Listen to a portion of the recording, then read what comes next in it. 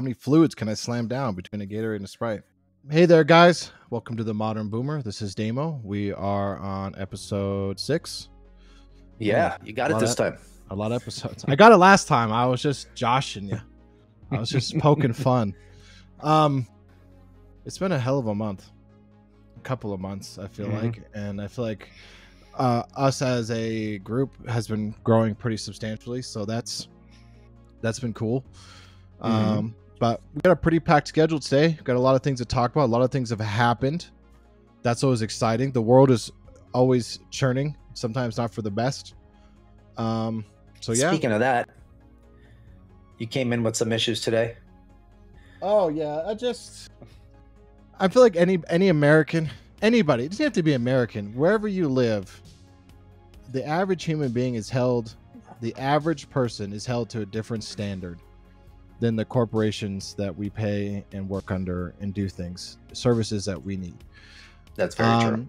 And unless you're willing, and even if you have money, because some of us are successful and have money and have connections and affiliates and people who could help us out. But the thing is that even if you had a giant chain of friends who are all lawyers or legals, you still have to go through all the effort to ask them for help and do all the things and how much money and all this stuff.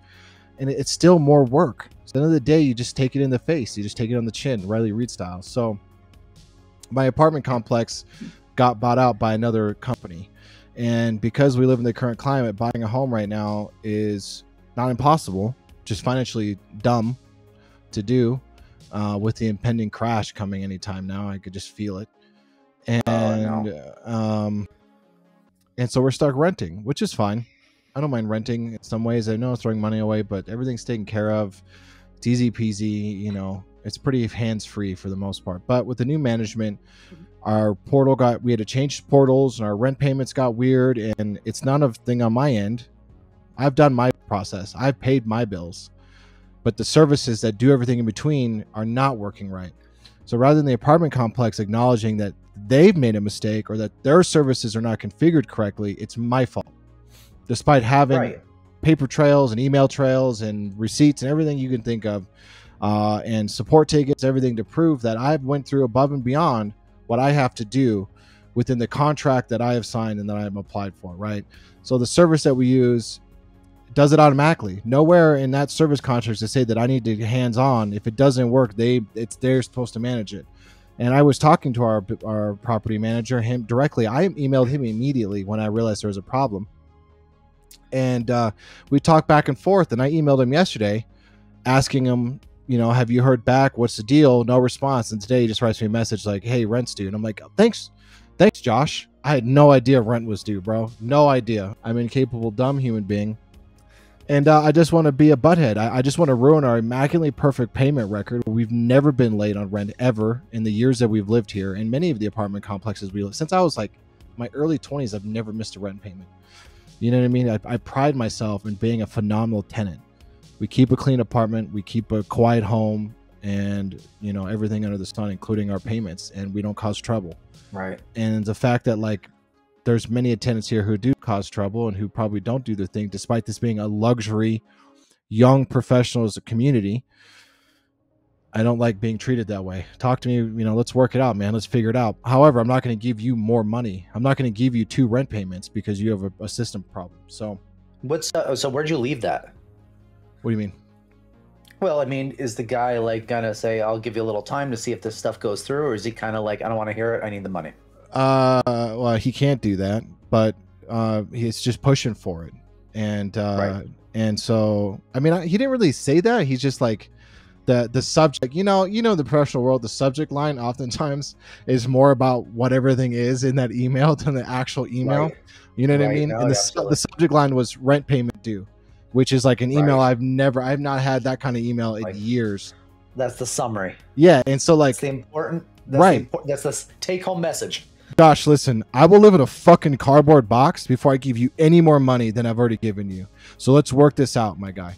Let's work this out. And how about we get that figured out, or I can start complaining about all the stuff on the property you don't manage, despite our lease saying that you are to maintain the grounds within a 30-day window, except for the giant leaking hole in the roof that's been there for a year and 3 months.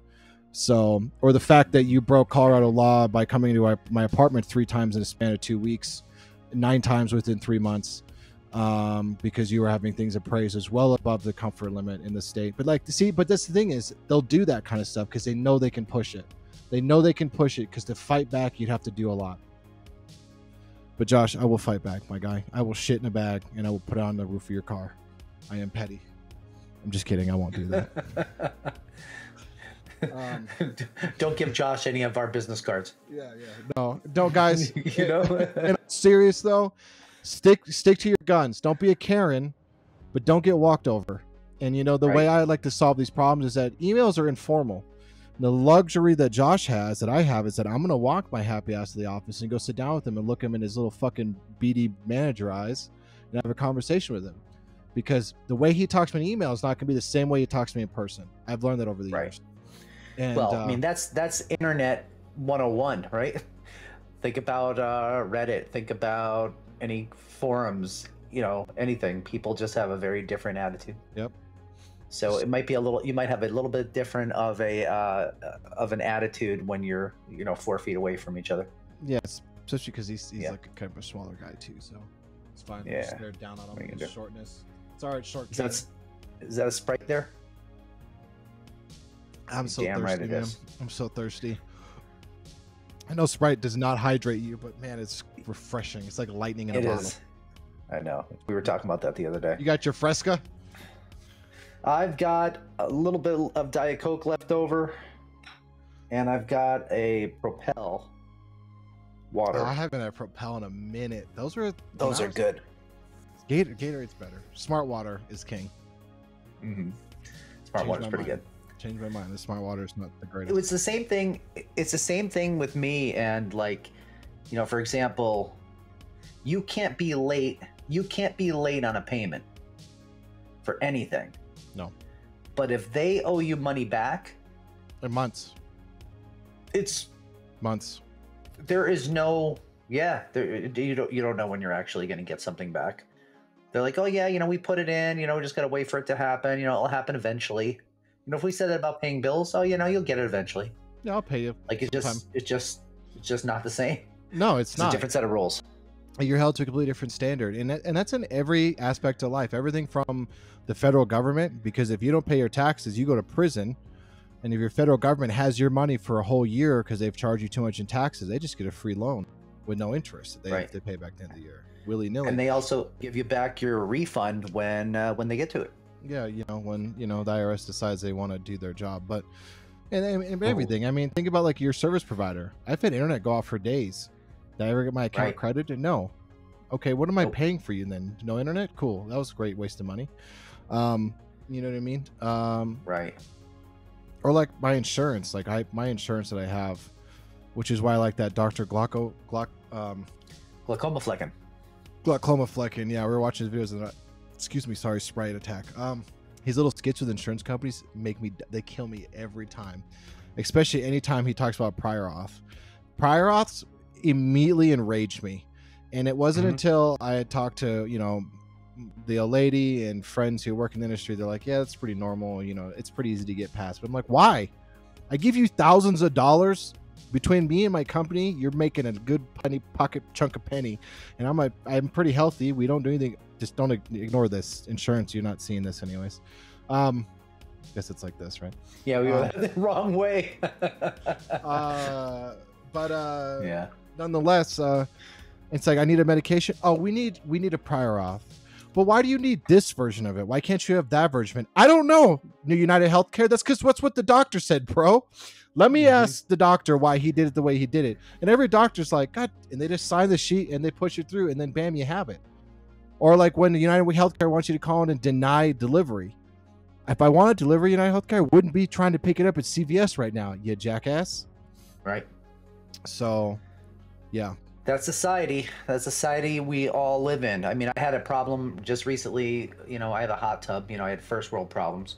I had a hot tub for 3 years, just under 3 years, about 2 3/4 years. The warranty on the hot tub is 3 years. I had been calling. I've never had a hot tub lemon before. I mean, I've had hot tubs before, I don't know if I've ever had anything. Hot tub lemon. Yeah, I don't know if I ever had anything that was so problematic in my life. Literally, I have had probably 14 to 15 service calls on a brand new hot tub in 2.5 years. Jesus. And I've had 3 motors replaced. I've had the computer replaced. I've had 2 to 3 leaks fixed. I had the panel replaced where the buttons where it reaches the temperature and stuff. Right. And then right before I literally lost it, my sensor went to where it thought the hot tub was 106 degrees all the time. And it has a safety mechanism, obviously, so it shuts it down. And like they don't boil people alive in a giant pot of soup. The reading says 101. I'm like, if we're sitting in it, we're like, it's fine. It's not like broiling hot. And yet the thing's like saying overheat, and then all of a sudden lights out, jets off, done. Sometimes I turn on the hot tub, only half the jets would work. Other times the other button wouldn't work. And this is after things have been replaced. So I basically went to the company. I said, listen, you got to do something about this. Eventually they stopped charging me service charges because they want like $120 to come out every time there's a problem. And I'm like, this is ridiculous. You should start charging $120. You have a problem. Every time it fails, I'm charging you. Exactly. All I do is sit in the hot tub for like 30 minutes a couple times a week, and that's it. We don't have like big ragers and there's 13, 14, 15 people in the hot tub. The water's going over the side. The deck's collapsing from all the weight. Nothing like that. And the guy's like, hey, I'm sorry, there's no such thing as a lemon law for hot tubs. And I'm like, I'm sure I can find a lawyer that'll make one up. You're going to do something about it, or the next letter you're getting is from the lawyer. And then a couple times they're like, just let me fix it. Let us come out. Well, let's take a look at it. We'll figure out. We'll make you happy. I let them come out a couple other times. They stopped knocking on the door when they were there. They just went on the deck and fixed it and ninja'd out of there, right? They just like got in and got out because they didn't want to deal with us. And then finally we went over there and said, listen, like this is broken again. He's like, I'm going to send a guy out. I'm like, no, we don't want your guy.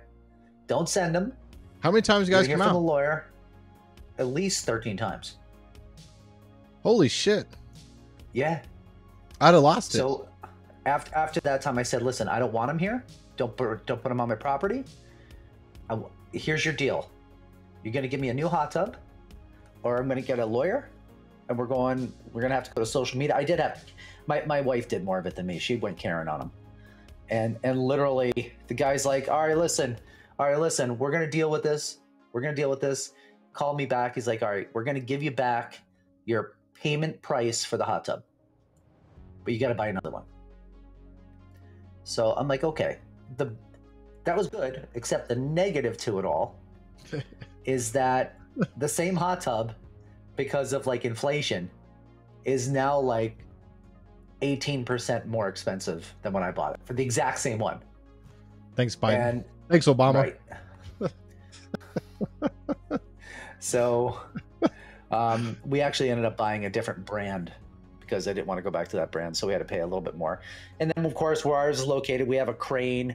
The crane is to be in the driveway. It lifts the whole hot tub over the house. No. Oh, can you imagine that fell right in the fucking attic?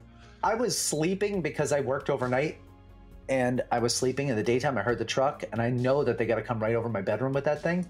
I'm like, I just went and slept on the other side of the house. I'm like, if that thing falls off the crane, that's going through that's crashing. The only thing that's going to stop it is the basement concrete. It's going to go through the roof, the floor, the lower level floor, and then right down to it's going to find every structural load-bearing wall on the way down. You know what I mean? I'm like, I'm not sleeping. I'll be dead. I'll be like the Wicked Witch with the freaking feet that rolled up underneath the house that fell on it. That'll be me. So I literally went to the other side of the house and brought a blanket and slept on the couch just in case it came crashing through. But anyway, you see these backs? This is adulthood. This is how I know that I've made boomer age, is that when my bags, they weigh more than my debt and my financial bad decisions. Because it's like no matter, and I mean we've had to deal with that stuff throughout history too. Between like we bought a Ford Explorer Platinum, which for those who don't know, it's a Ford, I get it, but the Platinum Explorer is a luxury SUV. It is not cheap. That's anywhere between low 60s, mid 70s SUV off the lot. And we had the catalytic converters go out, which if you don't think about catalytic converters, they basically cost you your firstborn child because they got platinum and iridium and all sorts of weird stuff in them. We had the blend door go out. So one side of the SUV had heat, the other one stuck on AC no matter what time of the year it was. It was a miserable ride. And then the AP, there's a transfer unit that, because it's all-wheel drive, that went out and just leaked fluid everywhere. And then they're non-serviceable. So Ford is like, oh, we have to replace the whole thing, which we're like, that's fine. I get it. Parts go bad. Here I am, I don't even own a Ford, but whatever, the problems happen.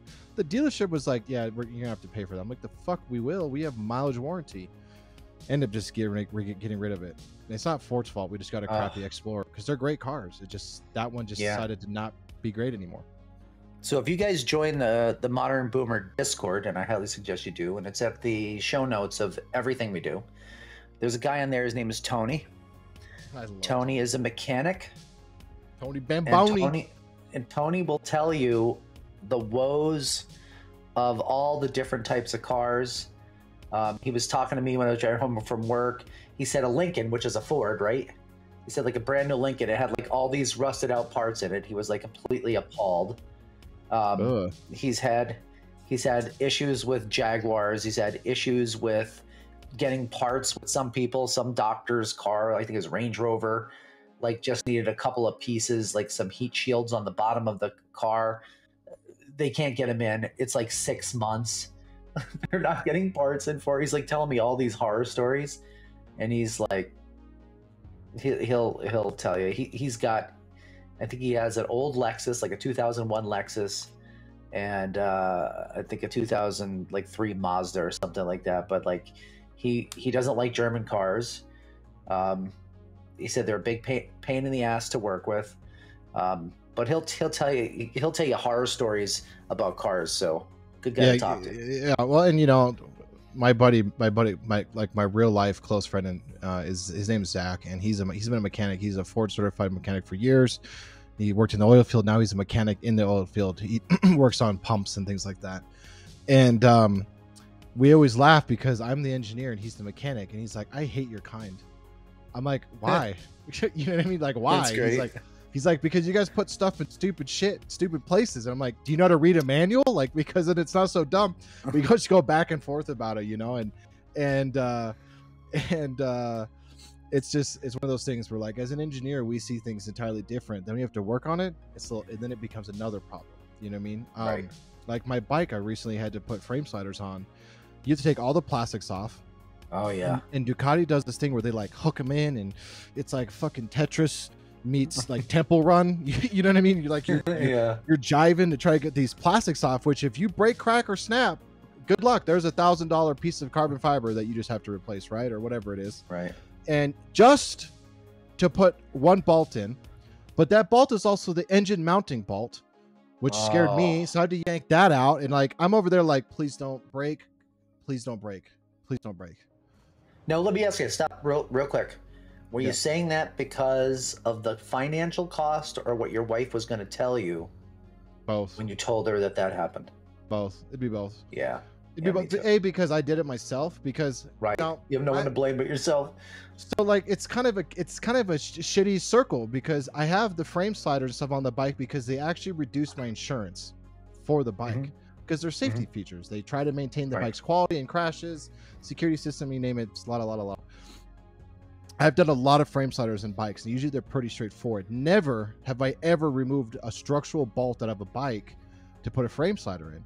Now, it went smooth sailing. However, as an engineer, I trust myself with engineering. As a mechanic, I get on it, I'm like, please don't fucking fall apart and kill me on the freeway because I didn't torque something down right. The bolt's gonna wiggle out at like 110 miles per hour. Bing! Oh my God, I look like Picasso with Loctite on it. I'm like, this ain't coming out in the end of the world. I don't care what's going on with it. Squeezing all the Loctite out. Yeah. It was like the ball went from silver on the ground to like a pasty red, you know what I mean? And right.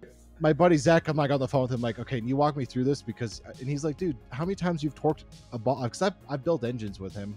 I put high things together, but I don't trust myself. That seems really silly.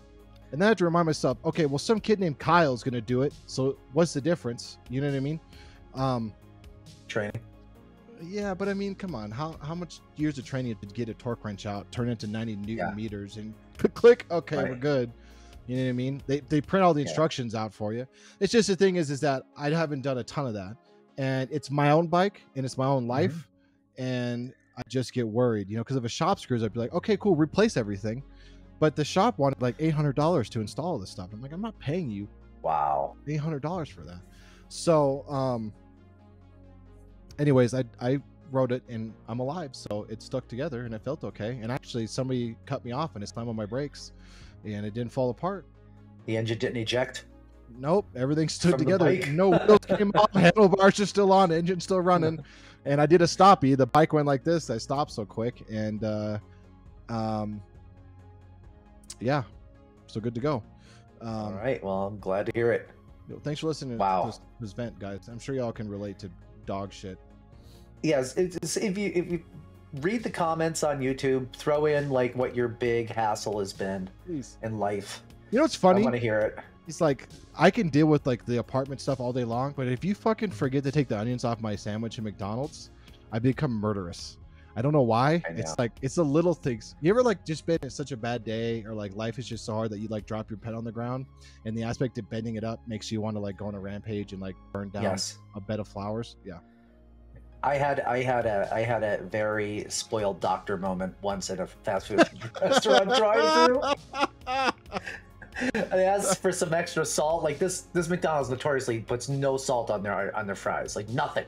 I don't come to McDonald's for health. They taste so bad they're not even worth eating them, which is probably a better thing when you think about your health. But my son wanted them, so we got them. And literally, I asked them, and then I sat there and ate the fry. I didn't leave.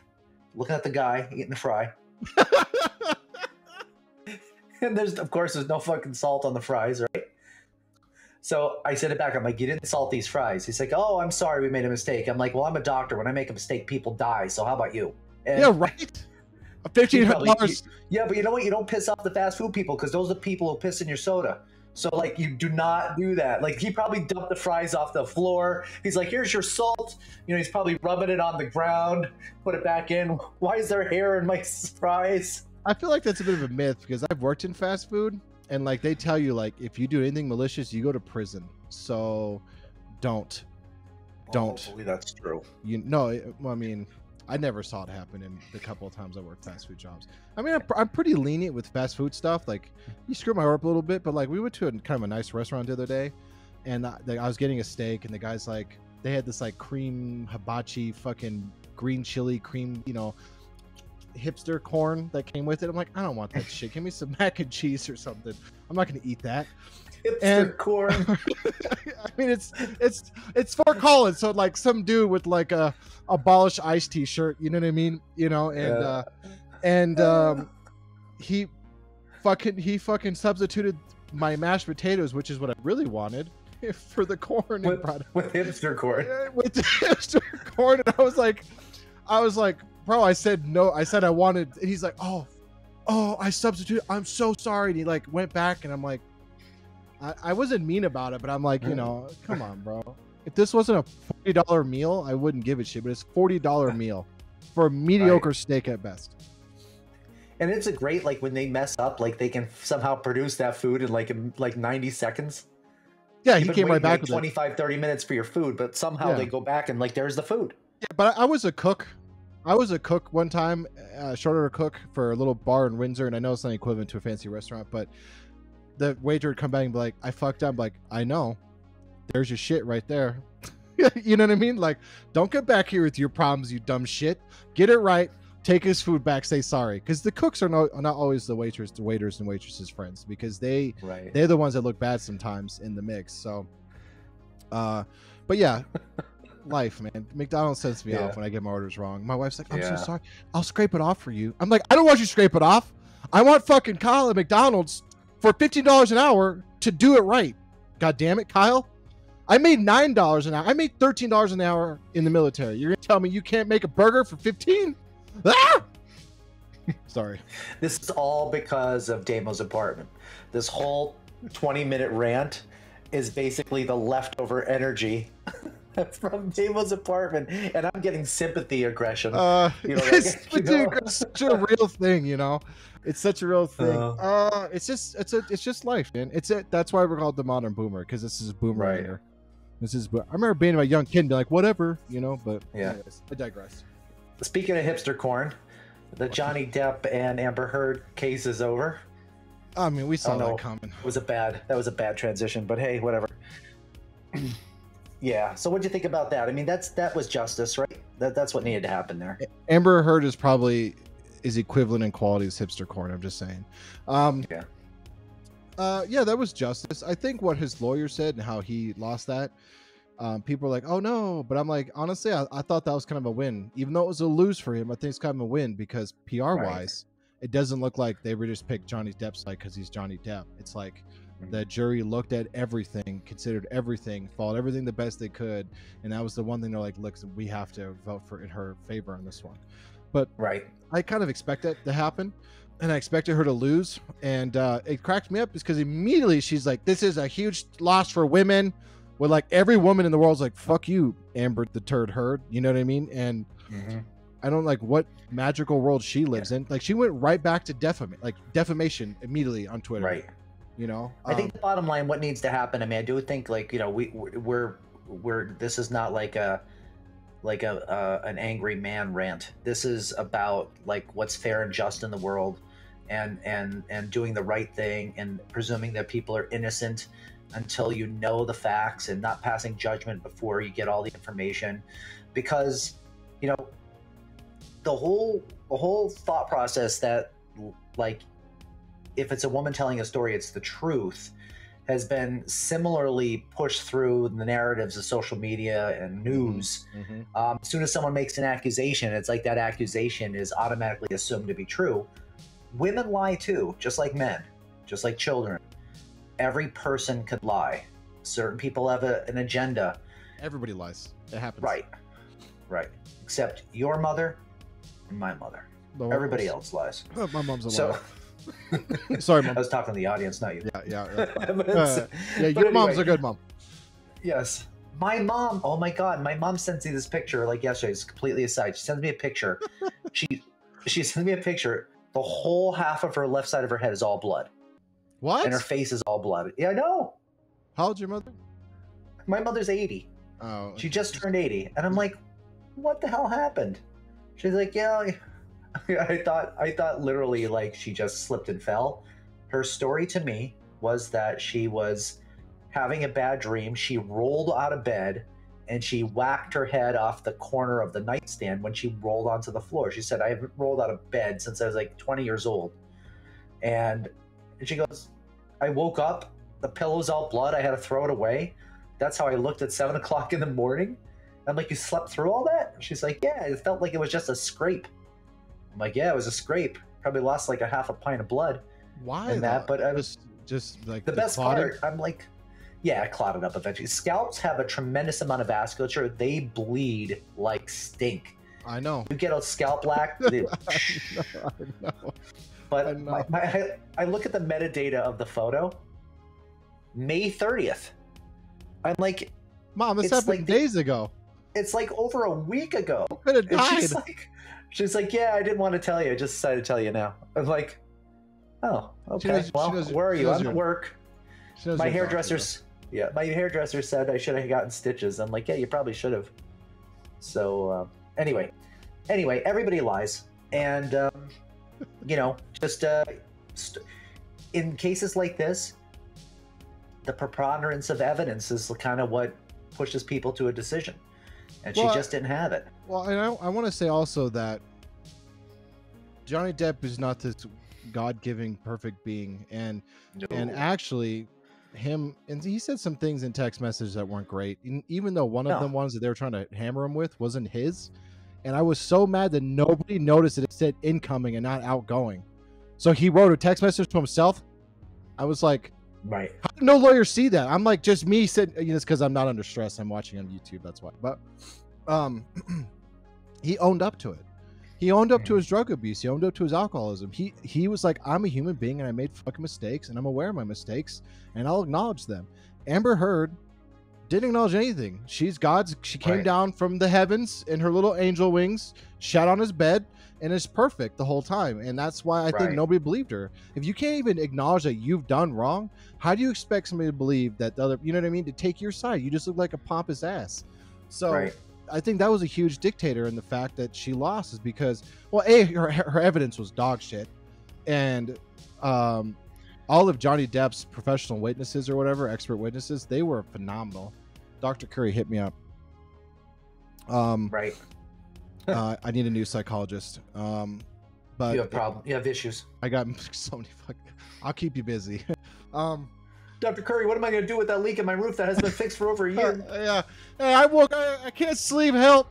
But you know, I digress. She was gonna lose. Her stuff was dog water. It had no merit or bound. Half of it didn't even have proof to back it up. Her photos looked doctored.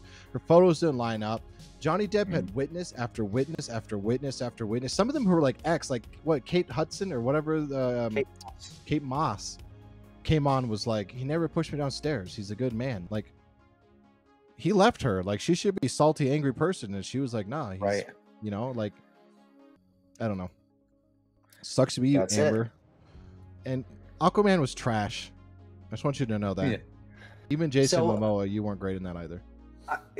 I think that the whole issue with that is you have to think about when you're going to go into court. You have to think about like what all. First of all, you agree to have the thing publicized. Right. Like you know they're gonna. He knows what he does. Mhm. He knows what he did, and he knows that shit's coming out. Gotta be honest. And everyone's gonna know it. They're Right. gonna know about him, like writing in blood on the walls. They're gonna know about him and his, Honestly, he his sounds fun to party with. Whose cocaine. What do you say? That box could hold with cocaine. It Could. looks like a box that could hold. It looks like a box. I mean, he's not wrong. It looks like it. Yeah, so he's, he knew he passed out with ice cream all over his legs. Like, that shit is coming out, and throw down the gloves. It's like your ugliest stuff is coming out, and it's everyone in the world is going to know it. So he had to be pretty sure that he was in the right, because if he's wrong, it's just going to know, like, holy crap, like, look at how messed up this guy's life is across the spectrum. Yep. And he was willing to, bear all that. Well, it made him just to win. It made him feel human to me, because we've all had a problem. I mean, Doc's perfect. Growing up, but I had my moments where I have taken too much of substances, legal and otherwise, and I've definitely fallen asleep with like Taco Bell on my lap. Definitely have had friends who fell asleep throwing up in a toilet, and they're just like hanging through the bowl. Like, people are we're human beings. We're gonna make mistakes. It's just normal. And the fact that he was like, yeah, I'm human, I made these mistakes. And actually, I had a lot of relations to Johnny Depp because he grew up with a pretty shitty childhood, and I can relate to that. And it's hard to come from that background into wealth and success and not go a little crazy when you also you can buy the good stuff. So Right. I don't know. I'm glad it worked out the way it did. I hope Amber Heard stops making Twitter posts, because if I was Johnny Depp, like, okay, well, I'll just get another 10 million from you because you won't shut up.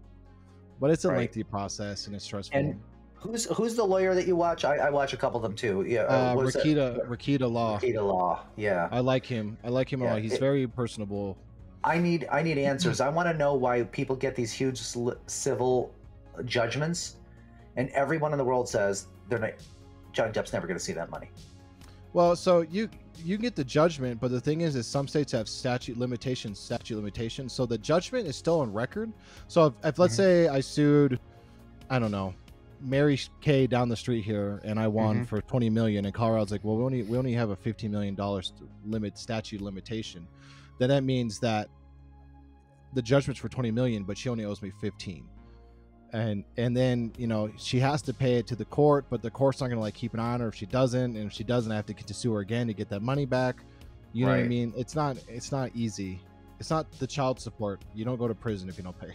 But I mean, see, when you sue a company, if you sue a hospital, if you sue Ducati, pays it out, though. if you sue your motor comes out of your bike, you sue Ducati. If you sue Ford for like a rusty airbag, like those people like pay up immediately because they have the income, they have the funds, Yeah, a lot of them have litigation insurance, but I guess when you sue a person, um, like they just easily could say, "I don't have that money right now." They'll file a Yeah. bankruptcy. They like tie it up, and it's funny. So I would assume that Johnny Depp's lawyers did not take anything on a contingency. I'd like any lawyer to watch this to like prove me wrong or educate me because I Right. obviously don't know what I'm talking about. But I would assume that like if you are suing an individual, that you're probably going to have to just pay by the hour Yeah. for that because Yeah. they want a percent. Normally, they contingency they'll want a percentage of the win if they win.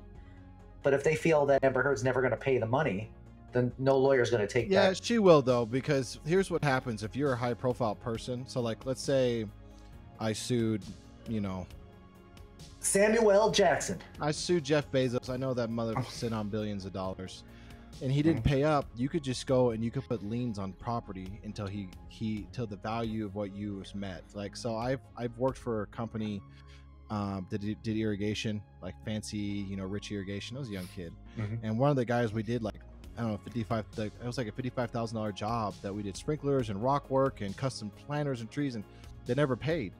And the owner put liens on the guy's home and his cars and everything, basically to the point where the sheriff's office come down. It's like, either you come up with a payment plan or we're going to start taking things that you own to pay off the debt that you owe. And I mean, and it may be more complicated than that, and I'm sure it is, Right. but that's the idea, is that you can get paid. You just have to pay more money to get money that, you know what I mean? Right. Okay. So I'd love to know how that works. I'm sure he'll get some of it, or he'll be like, "Don't ever ask me for $1 again, bitch." Yeah. And what's her name? Camille made partner, and now she's got like a zillion offers from high profile clientele. She'd be hyped up. I was like, "Man, if I like, God forbid I ever have to have a failed marriage or go to court over children or something like that, but Camille would be my lawyer." She's like the female, she's like female Johnny Cochran, you know? If the glove does not fit, you must acquit. But no, the Depp case was cool. Check out Rikita Law. Shout out to him. He doesn't know me. He doesn't know anybody. This is just me giving my honest opinion on him. He's got good dark humor, and as somebody who loves and appreciates dark humor, it's great to be a part of that. And he's really good at explaining things to you, and he's really good at being like, they should have done this, or I didn't even think. Like, he's an honest lawyer. I really appreciate it. Right. And for being kind of a goofy dude, he's very smart in it. So, is he a criminal lawyer or is he a civil lawyer? Or did I not say it? I'm not sure what he is. Okay. I want to say he's probably a civil lawyer. He might be a criminal lawyer. Hi, Miss Luna. Hello. How are you? Right. I was watching somebody, Bruce Rivers. I haven't seen him. Bruce Rivers is a criminal lawyer who, will do a lot of lawyer reacts videos. Okay. So I was watching him. I think he did a great job. He's got some dark humor too. He's a little bit of a baller. You can tell by his intro video. Oh, he's like getting I know that guy. He's got rings and stuff. He's getting into some gull wing door opening sports car. Guy. He's got like a big bottle of tequila in his hand. He's your like Miami lawyer, high-end Miami divorce lawyer kind of guy. You know? Yeah. So all right. Well, I mean, justice was served, and we can put that to rest. Good. I'm happy. And Pirates of the Caribbean showed up on Disney Plus the other night. We're like, wow, Disney, way to turn that around. Right. So it'll be interesting to see how much work he gets now. Oh, he'll always get. I love Johnny Depp. By the way, if you're a huge Depp fan and you don't want to watch all his normal stuff, check out a movie called The Ninth Gate. It's one of his original movies back when he was starting, and I think it's one of his best. So it's worth a watch. Right. I like watching him play guitar. Yeah. He's a good guitarist. But was he played the Hollywood Vampires with Alice Cooper and who's the other guy in that? I forget. I didn't know how big they were, honestly. Yeah.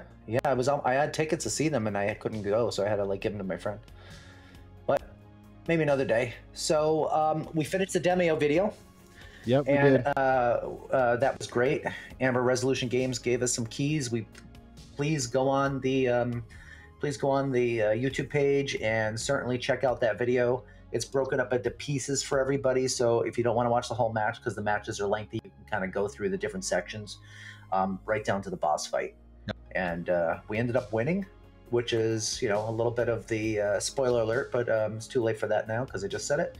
But yeah, I mean, we did a good job, and it was a lot of fun, and it was a different kind of game for us. And please watch it and follow Resolution Games on their social media too. I follow them on Instagram as well and Twitter, so I keep in touch with what they're doing. And they just put out some new updates for the game, and I know that they're actually going to be releasing a new map or a new mission soon, if they haven't released it already. I know it's coming, so that was fun. Yeah, it was a fun game. It's a little slow for my taste, but I'm a competitive gamer, so I mean, I kind of saw that coming. Right. But I had a good time. Sorry for the weird audio on my voice. I was trying to fix some things, and it just ended up getting kind of. I think you sound fine. Part of it's my fault. Sometimes I'll speed up our videos to shrink them down a little bit. It's a little tip there for the video makers. You can probably get away with about 5 to 6% increase in speed without really noticing a whole lot, and it'll knock about 15-20 minutes off your video if it's long. Premieres will maintain pitch too, if you remember to check that box. Right. So let me see what else we got. How's the moto vlog going, being that we talked about your Ducati a little bit? The moto vlog's good. So I'm still trying to figure out how I want to do it. A lot of moto vloggers all have unique ways that they do their stuff. And because how busy we've been, I haven't had a lot of chance where I'm just talking to you guys. But I had, and I mean hundreds and hundreds of gigs of riding footage, because for those who don't know, sport bikes, they don't really have a lot of high miles on them. They're not, people ride the dog shit on them, but it's not usually a ton of miles. Well, I'm at 950 miles right now since I bought it, which was the end of May. So in 2 weeks. What kind of fuel does that bike take? No less than 91 octane. If you put less than 91 in, you have a chance of like grenading the engine. So because the compression's so high, if the octane level is not right, it can cause knocking in the engine from invalid combustion. And but anyways, there's a lot of videos out there if you guys are interested in that kind of stuff.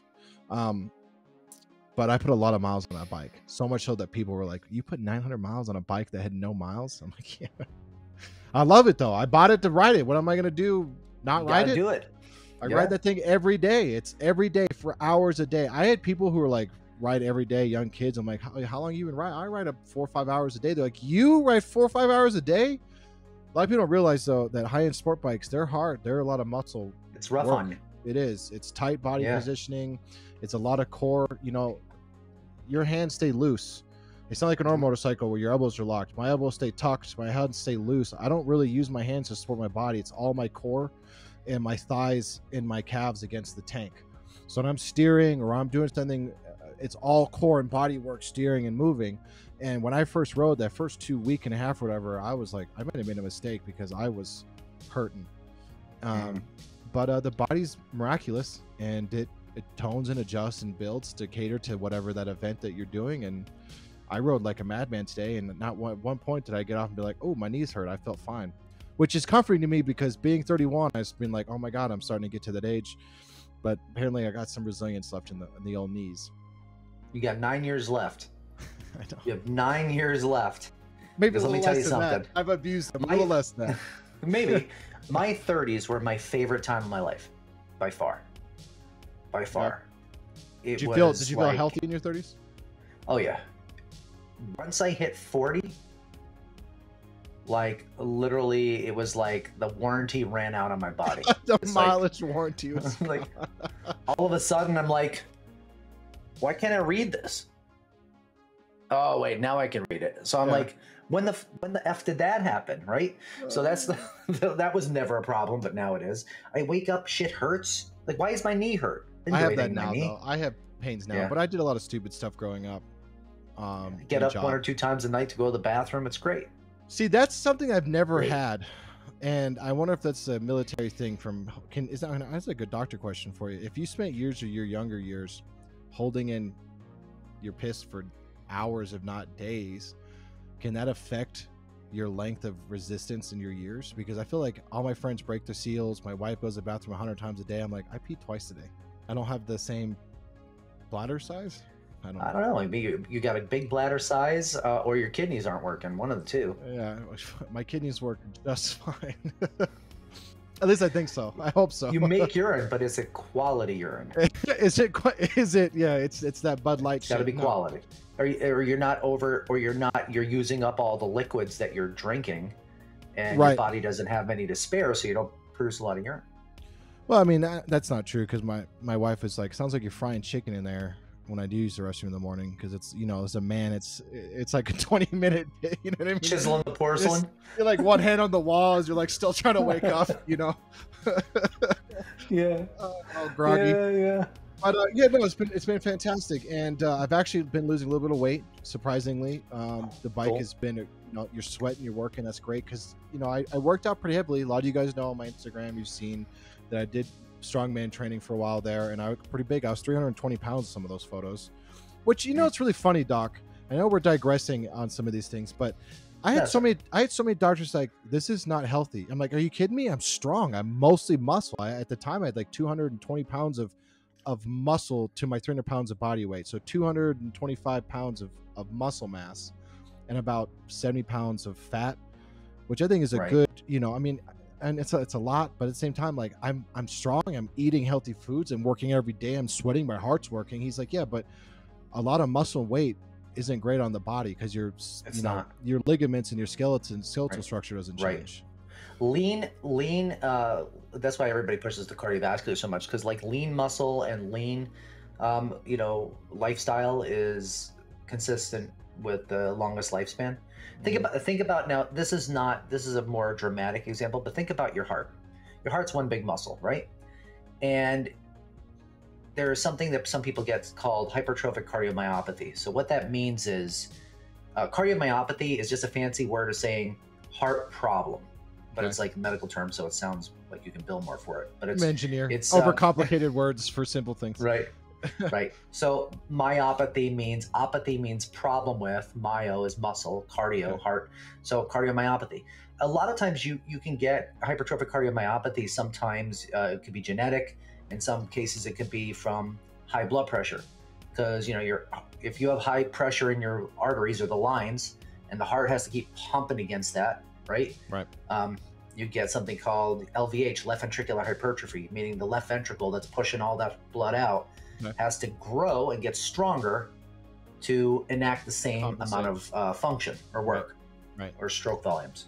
But just like, you know, the bodybuilder can't put his arms down, like that heart, in order to work well, it needs to be lean and thin. It needs to be able to move. The bigger and bulkier the heart gets, the movement actually decreases, because it's kind of like a bodybuilder can't put his arms down, and it's too bulky. And it's like, you know, a big bodybuilder is never going to outrun like a small wiry guy, right? Because no, never. I mean, and I used to run the treadmill when I did that, and I stopped because I felt like I was going to put my foot to the damn treadmill. You see a 320-pound man running on a treadmill, it's like slam, slam, slam, slam, slam, slam, slam. The ground shaking. But the thing is like, my heart worked hard. I mean, anytime I would do heavy lifts, I don't think, you know, people are like, oh, running's the best cardio. And I have to argue that I don't believe that's true in some manners, because when I would do my heavy lifts, I felt like my heart really was pumping to get blood and oxygen into such a muscle mass to lift. At the time, I was deadlifting 650 pounds at the time off the ground. Think about how many muscles you're actuating, all the blood that has to pump to those areas. The heart's got to work. I mean, my heart I definitely was in the red zone numerous times doing my workout. So I'm like, why do people say that running is the best cardio? It's probably the length. I'm not a physiologist or you know, an exercise guy. That's not my training, but I would assume it has something to do also with the duration.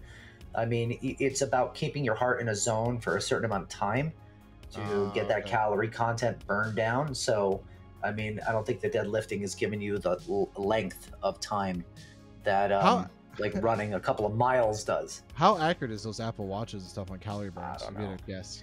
I don't know. I've heard a lot. I've watched some videos on them. There was a video on. I was researching this once. Like, the guy had an Apple Watch on each arm, and he was like doing the same thing and seeing like what they said. And there was like, you know, probably like a 10 to 15% discrepancy. And I think that, you know, every year it gets a little bit better.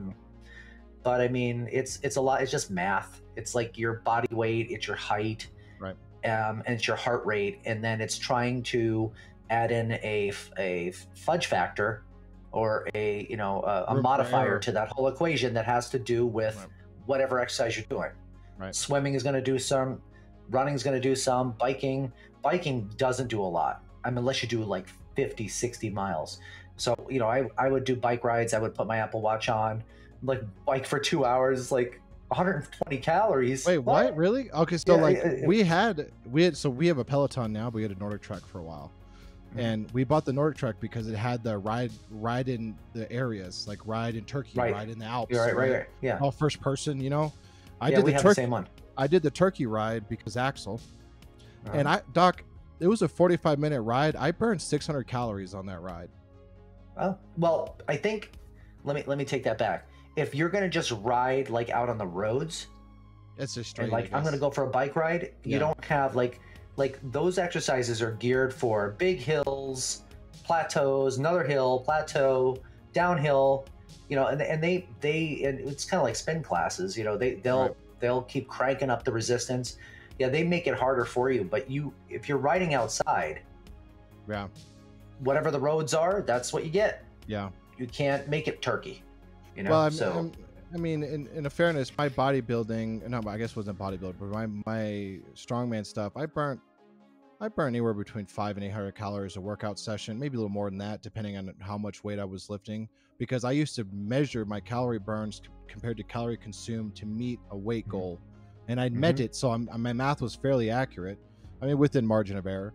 But I'll tell you what, my wife at the time, well, she was my wife, my girlfriend at the time, she did Orange Theory.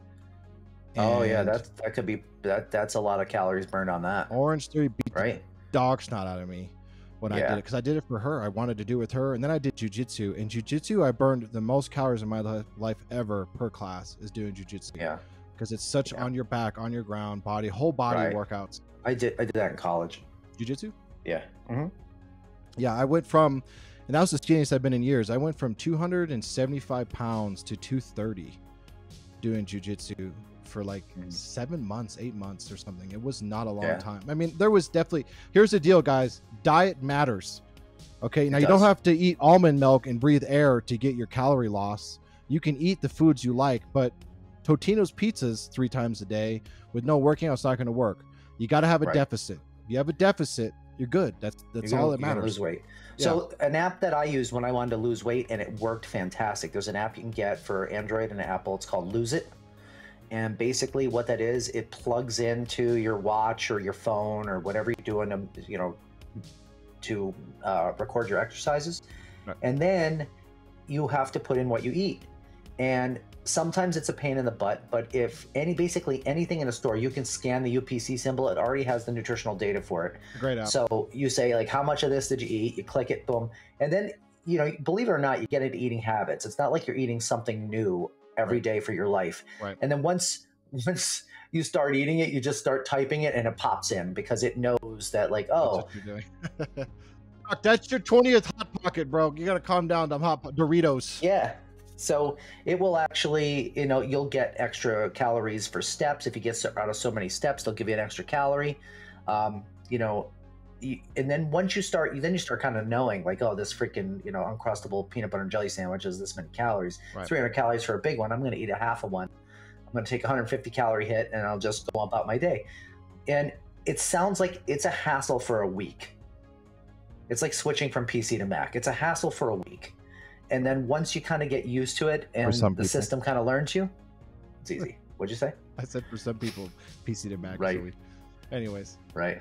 Anyway, so yeah, I mean, do that. Stick with it for like, and you put in your target height and weight, and you put in your goal, and you put in how quickly you want to get there. Mm-hmm. And it will tell you, all right, well, you got to burn this many calories a day. And so start eating and start exercising. And at the end of the day, I'll tell you what you got. It's 3,500 calories a pound, I think is what they say. 3,500 calories is 1 pound of fat, visceral fat. Yeah, I'd have to look that up. It might be. But sounds like it. But guys, and don't be afraid to go to like things like Orange Theory. Even as there was a couple guys in there who were vastly skinnier than I was, and I've always been a bulky dude. You know what I mean? But My lady lost so much weight, and women have trouble losing weight compared to men.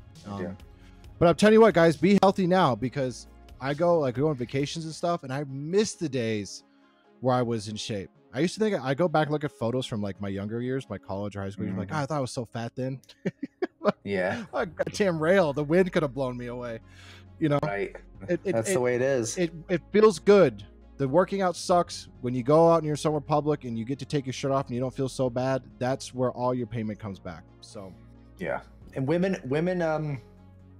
can be beasts at this stuff too. Yes, you know, just like you're talking about Orange Theory. I mean, I remember when I was in the gym, somebody was like we were talking about yoga, and we're like, is it really that hard? Yes. So I was in there. It was free classes. I belonged to Gold's Gym. I walked into yoga class, didn't realize it was the intermediate yoga class. Never did a yoga class in my life. I was slipping on the mats just because there was so much sweat. Oh yeah. All over me, right? And literally, I went through the class. I almost thought I was going to die. And I remember laying on my back, looking at the ceiling, just slowly taking breaths. And son of a bitch, the instructor, who was a woman, came over me, and all I saw was this head like come into the frame of my eyes. I'm dying out. And she looked at me, and she goes to me, all she said to me goes, "How's it feel to get your ass kicked by a woman?" It sucks. And I'm like, it depends on the context. But so either way, I didn't go back. Yoga's that hard. was the end of that. There's actually a guy I watch, and I know I really care. I watch a guy named Brian Shaw. He's the world's strongest man. Actually, he's 440 pounds. He had 440 pounds or 400 pounds, and he had like 12% body fat. Wow. You know how much muscle that is? That's incredible. That's enormous. He can also deadlift like 1,000 pounds, so just shows you how strong the guy is, right? You know how many families of 4 he can feed? You should see his meals. He buys whole bisons for like a week meal. Anyways, he did hot yoga with his wife, who's like a fitness instructor, super skinny, in shape, has had numerous kids. You couldn't tell if you wanted to.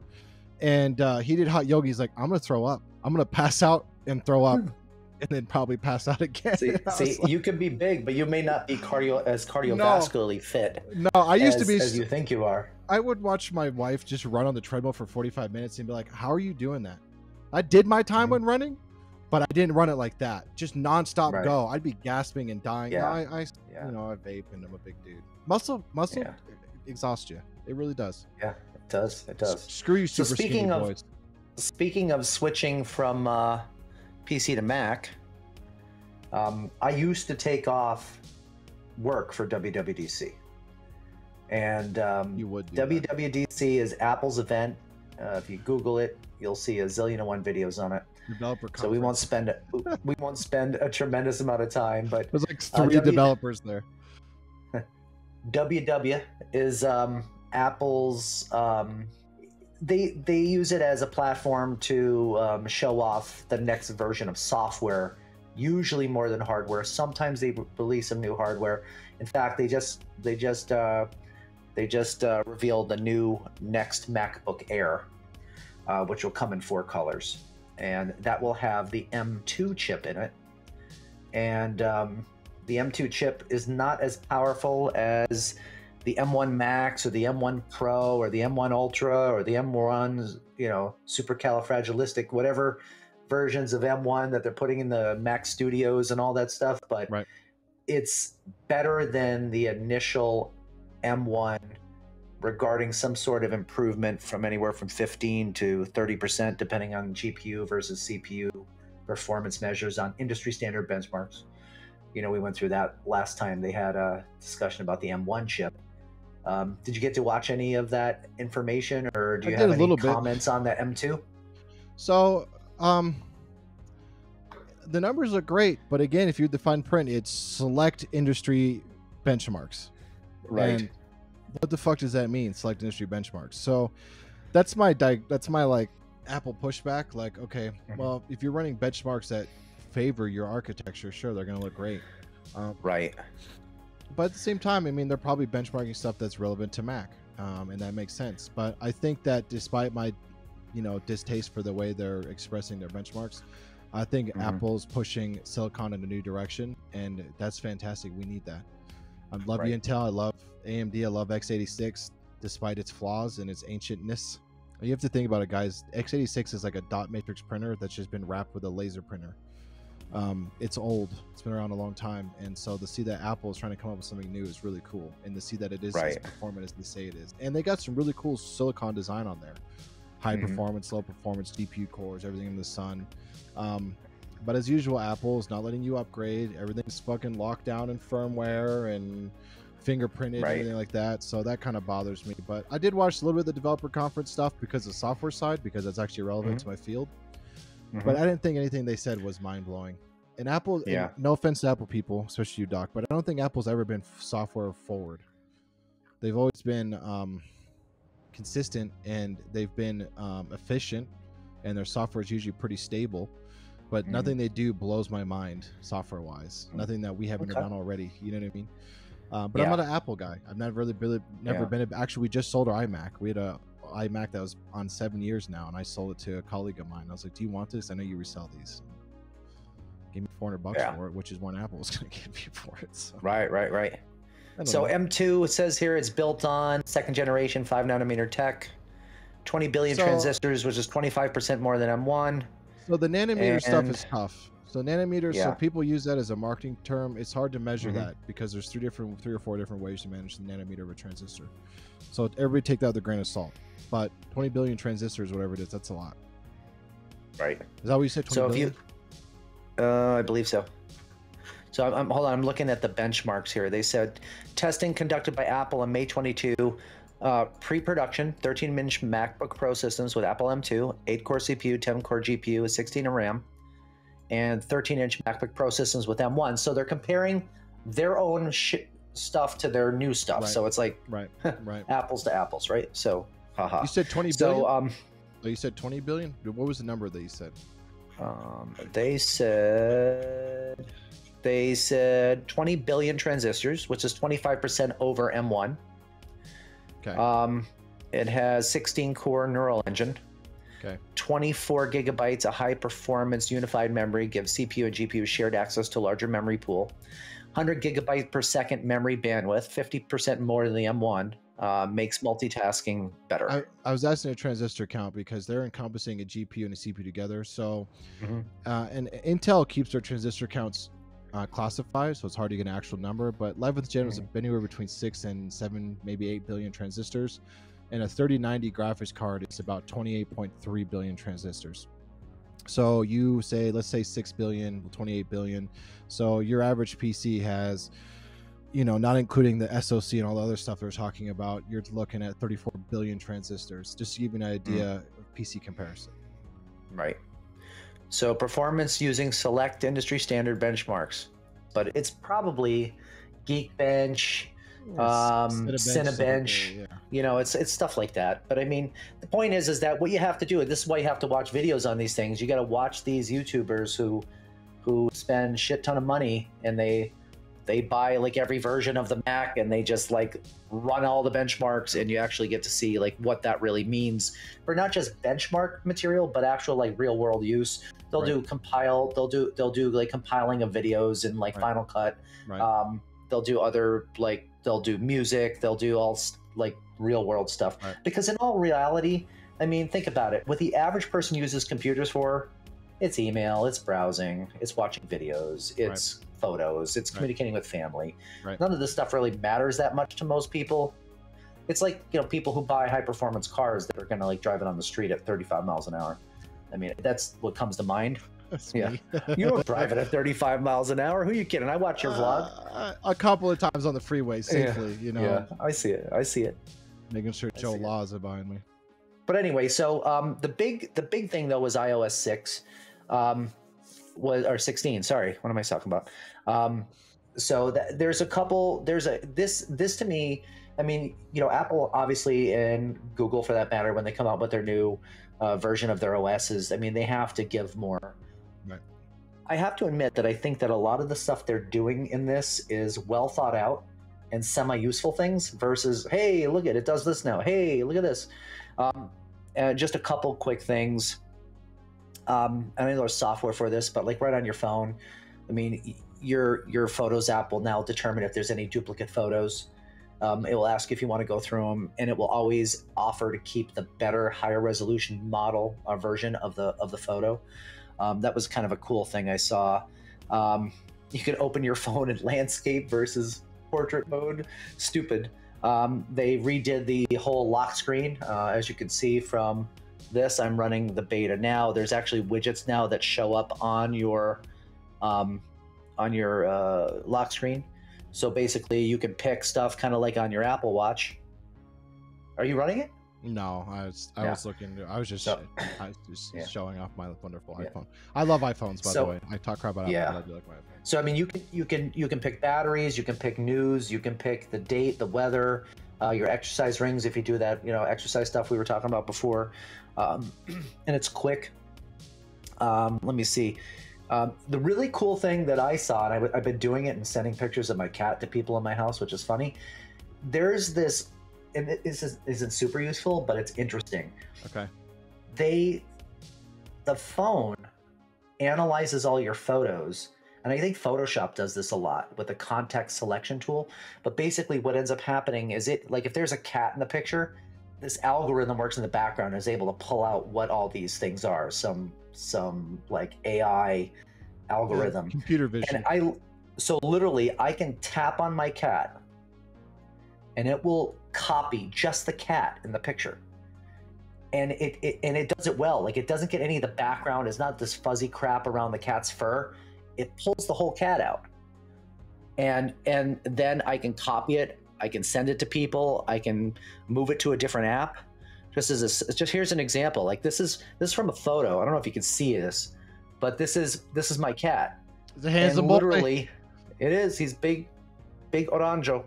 But this is like in a background of the kitchen, and literally it just got all around the fur, and you don't see any parts of the kitchen. Cool little thing. Let me see. You can. Oh, the big one. You're gonna love this if you don't know it. You can unsend iMessages within, I think, 15 minutes. When you go to send your lady a dick pic, but you forget you're in a group chat with her family. Yeah, you gotta edit undo that. You can undo that shit now. Yeah. I've never done that for the record, but I've heard horror stories. No, me neither. So, and you can also edit it. And they had a funny thing like on the event, because he was talking to a work person. He's like, "Babe, could I get the reports?" And then he had to edit it and switch babe to Gabe. Like, I've done that in emails, like administrative emails. I wrote down hi all, and it came out to hi ass.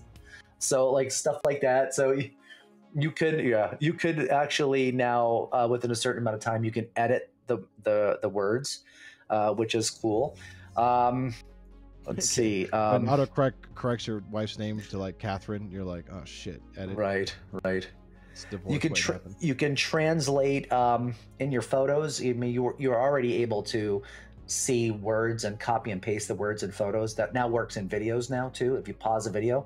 So it was interesting. It was showing like a guy like watching a video on coding, and he was looking at the code. He paused the video, took a picture, or no, while the picture was playing, he was actually able to like highlight the code and copy it and save it to whatever he wanted to save. Interesting. They also could, if you have it, if it sees any currency from a country that you aren't in, you can just tap on the currency. It will automatically just flop the currency to dollars or wherever you're at. So it's like background. We're getting far in the world. And do you use the voice dictation to dictate text and stuff? No, because it makes me sound I do it dumb. Not record an audio clip, but voice to text. It never works right for me. Oh, they did a lot of updates on that. Doc's like, come on, it works right. Shut up. Siri makes I use it all the time. But what's cool is once you activate the button to record your voice, if you see a mistake and you type, or you want to type something in, or it's getting the word wrong, you don't have to leave the voice recorder. You can just, once you type it in, you can just start talking again, and then it just continues the text. Wow. So there's a lot of, I mean, this is just some of the things. And then the big thing for iPad is they're pushing iPads to be more window and window-like. So there is this thing called Side Stage. I think it's called Stage Manager. And now should you do a video can on all put up, this. you can put a 6K monitor up, and you can plug your iPad into it. It runs a secondary monitor, Wow. full screen. And then if you click this stage manager, it puts groups of apps down, you know, down the side. Let me see if I can do it here. It does it down the side of the screen, and then you can pop out a group of apps, and you can actually change the window size in all the apps on the iPad. So it's a little bit more like an OS, Windows, like a desktop OS, right? So it still doesn't do all the same stuff, but you know, tons of little updates. You find a whole bunch of crap that they don't even talk about in the keynote.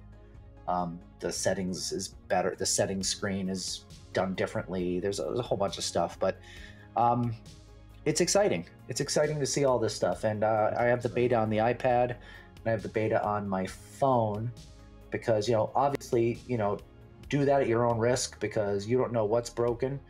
There could be a memory leak. I mean, there's battery. Yes. My As a battery is software definitely engineer. burning up quicker. As a software engineer, take betas lightly, please. Yeah, so I look on the web and I just see like people have been running the beta, like, hey, how stable is it? Is everything crashing? What's crashing? So far, I have not had any crashes, with the exception of sometimes the little widgets on the start screen now. Sometimes they just disappear on me, and then they come back. So I don't know why. But yeah, so a lot of interesting stuff. Watch the keynote. It's on Apple's website. You can see like the summary version, or you can watch the whole 2-hour presentation. They'll go over stuff like health. It makes good background noise too at work. Yeah, health, Apple Watch, iPad, Mac OS. A lot of updates for Mac. I'm not even going to talk about that. And it's what's the new? Is it Veranda? What's the new Mac OS? It starts with a V. Let's see, Mac OS. Remember they were like lions or like Ventura. Yeah, they were all cats. Tiger, Jaguar. Yeah. Then they ran out of cats. Yeah, there's so many of those in the world. Right. Yeah, So, check it out though. Please check it out, guys. Yeah. Honestly, I watched a bit of it. It was pretty cool. And if you're a developer on my side of the field, you should watch it anyways, because you gotta stay concurrent with new software stuff. You have to, Right. even if it doesn't entertain you. It's all APIs. I mean, they're just showing you all the different APIs that they're releasing. Oh, the other really cool thing is Swift. now they're starting to, besides like CarPlay, or you know, think of an Android Auto or CarPlay. You know, the thing when you plug your phone in and it takes over the radio. I love CarPlay. Now they are for all these new cars that are coming out with these big full screen dashes, like the CarPlay can take over the speedometers, and you can change like skins, so you can like change your speedometer types and your tachometer types, and Hey, listening to whether Connie? or not. I'd love to have CarPlay on my little TC. So basically, it's like it takes over the entire screen. So I mean, every one of these is gonna have to be highly specific, you know, for what size screen this has and what they want. But I mean, basically, you're gonna have access to maps, your calendar. You'd be surprised how generic that Your is. music. You think? Yeah, absolutely. And the cars have to follow a standard anyways, an IE standard. So. So this is basically, you go on your phone and you pick the setup that you want for your car, and it's gonna take over your seat warmers. It's gonna take over your freaking. Why do you care about the oil temperature? Shut up! It's cool. I want to look at that number. Let me feel. I'm putting that widget on here. Yeah, boost pressure. Yeah, so that's pretty cool too. So it was a long one. 2 hours is long, and the only hardware they released was the MacBook Air, and then the new MacBook Pro 13-inch is going to have that M2 chip in it too, but they didn't change anything about it, so it's the same old body style. Yep. So not that exciting, but yeah. So the new chips coming out will be cool in those new systems. Yeah.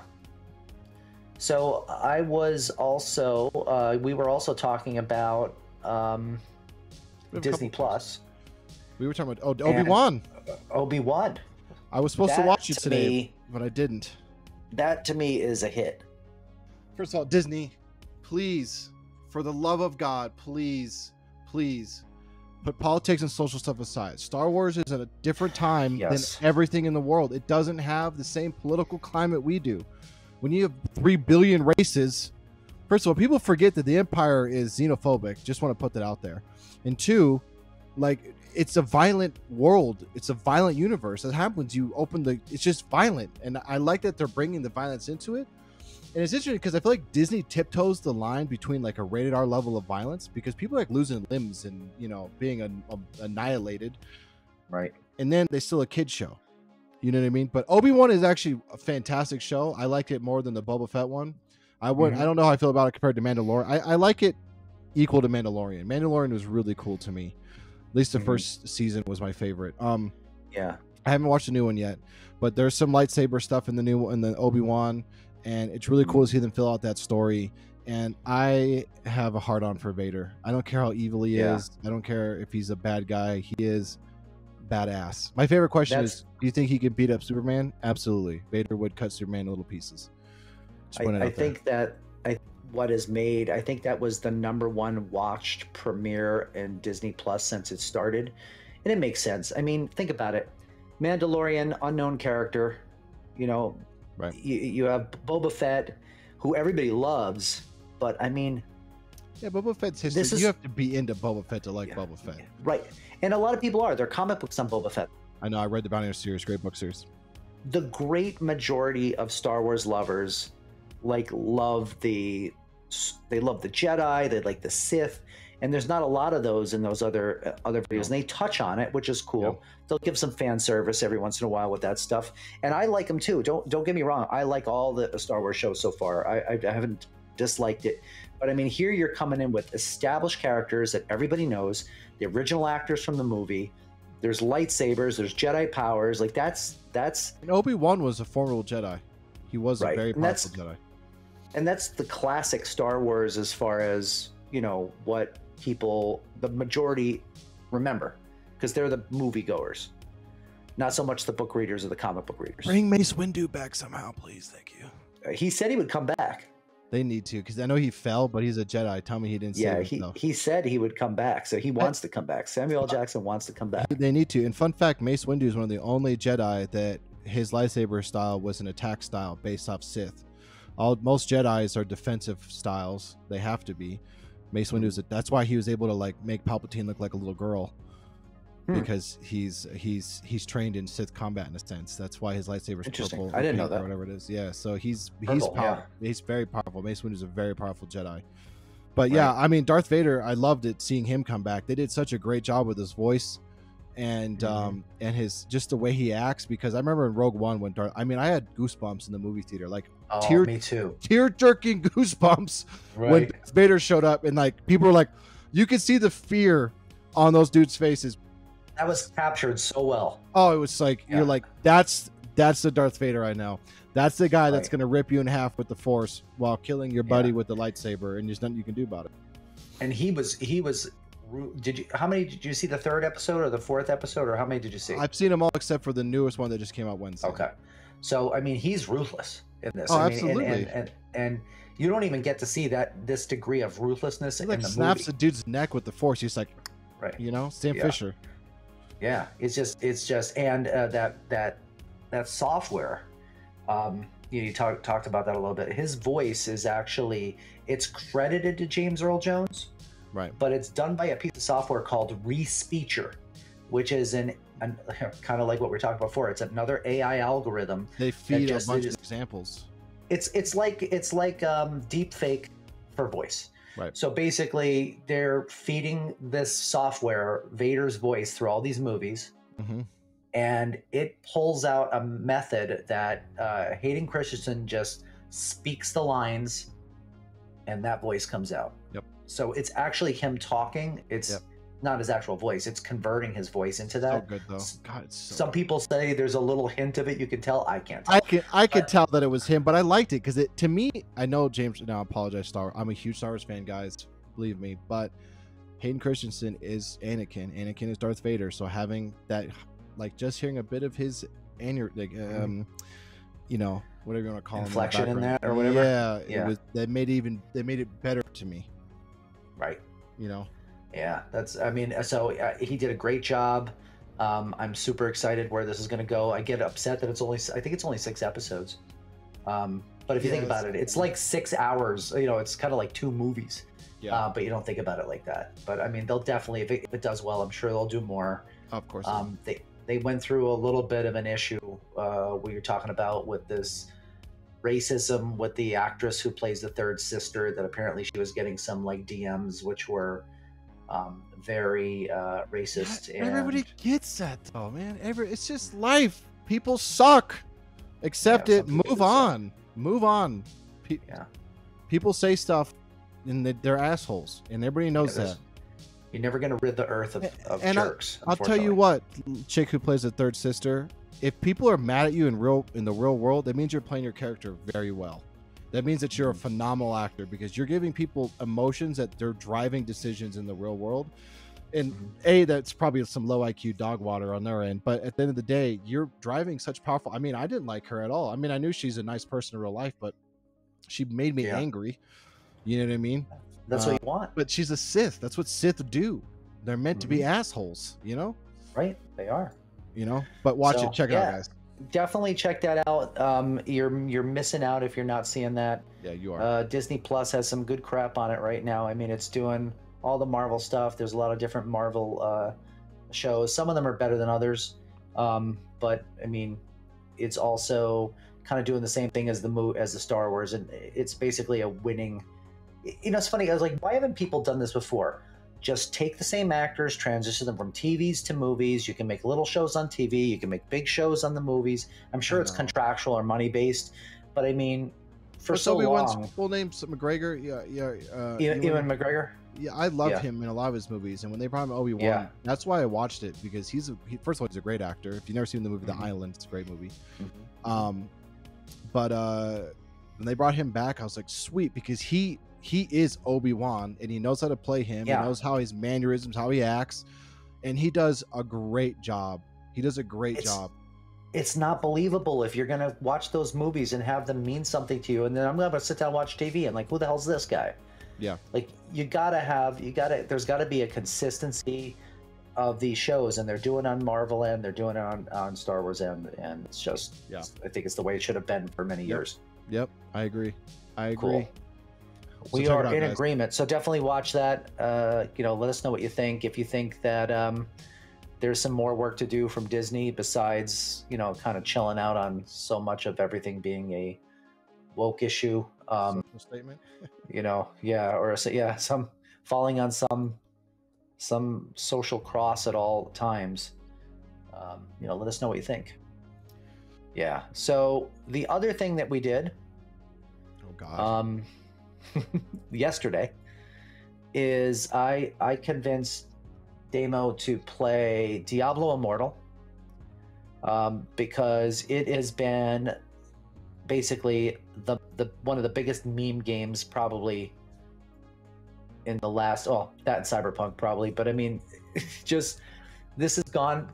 In 2018 at BlizzCon, they announced this game. It was going to be a mobile only game, and it was a free to play game in the Diablo universe. It's set to be an MMO, and I tried to get Damo to like do some weird wizardry and get our iPads to stream it, and he wasn't having it. He's like, no, I don't do that. And he would not take a hit to his credibility in the gaming world by downloading and streaming a mobile game. So luckily for us, they released the PC version, which is basically the mobile version again for PC. It was pretty painful. Yeah. So tell me your thoughts. Tell me what'd you like, what you didn't, what'd you not like? Everything. It just didn't feel like Diablo to me.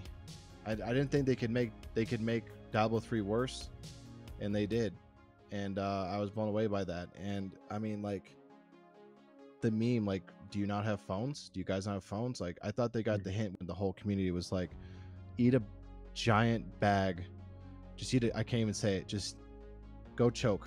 On your water. Right. Like, how do you even remotely think this is something the gaming community wants? And then on top of that, all the pay to win shit. Every time you level, it's like buy this fucking box, spend your money, you know, like just Right. no, I just want to play Diablo. I want the storyline. And they put old characters in places that don't make any fucking sense, and just it just does not line up. It's shitty fan service, an attempt to mask a shittily made mobile game. The combat was fun. I did have fun beating stuff up for a while. It's very mindless hack and slash. I enjoyed that. The graphics were not bad, but it looked like somebody took the World of Warcraft engine and a Chinese mobile engine platform, smashed it together with World of Warcraft and Diablo 3 assets and some Diablo 2 sound effects, and we're like, it's a game, good to go. The menus weren't great, the items weren't great. It just didn't feel good. It was just not good, and it's gonna fail. Yeah. And if you go look at the Metacritic, they try to give it a score, but you can see the user rating is like 0.5, which is dog water. I think their Metacritic professional reviewers is like 65%. Yeah, but those and guys it's I think the reviews say, well, it looks like Blizzard has paid off all of these critics because of the huge discrepancy. And you used to see that with Rotten Tomatoes with movies all the time. Like the critics would give it like a horrible score, and then the fans would give it a great score. Let me just look now. You gonna see what it is on Metacritic. So my Here we go. my Hold on. take. Let me read this headline to you real quick. This is from Video Game Chronicle, Game Rant, NME, and Xputer.com, and other websites. But here's the main headline: Diablo Immortal now has Blizzard's lowest ever user score on Metacritic, lowest active users, lowest rated game on Metacritic. Right. It's dog shit, guys. It's dog shit, and I hope they learn their lesson. And I think the reason the game even came out is because of the whole Microsoft acquisition. And I think this was just like, hey, this was working, and the teams are shifting, and we just got to get it going. And fine, as a software engineer and a businessman, I get that. As a gamer, fuck you. So, it sucks. Don't waste your time. If you want to, check it out. It could be fun, mindless game. Honestly, I probably will install it on an iPad or something like that, because when I'm on family vacations and stuff like that, where I need to get away from the fucking human condition, I can go hide in the room in AC in Florida and play Diablo Immortal, which is a mindless game. That's exactly what I was going to say. If you're thinking about Diablo Immortal as a PC Diablo game, it's bad. Yeah. Compared to many other mobile games, it's a good mobile game for what a mobile game can do. I mean, there's some other ones that are a little bit better, but for the most part, a lot of mobile games are like quick, like things like, Angry Birds, or, there's some MMOs that you can play. But I mean, the point is that I think it's a good mobile effort. I agree with Damon that first of all, the game is an MMO. So it's an MMO in a Diablo world, which we've never really seen before. MMO. So that's a problem. And then, so that takes away from the Diablo-ness. On top of that, you're constantly being badgered throughout every battle to buy things.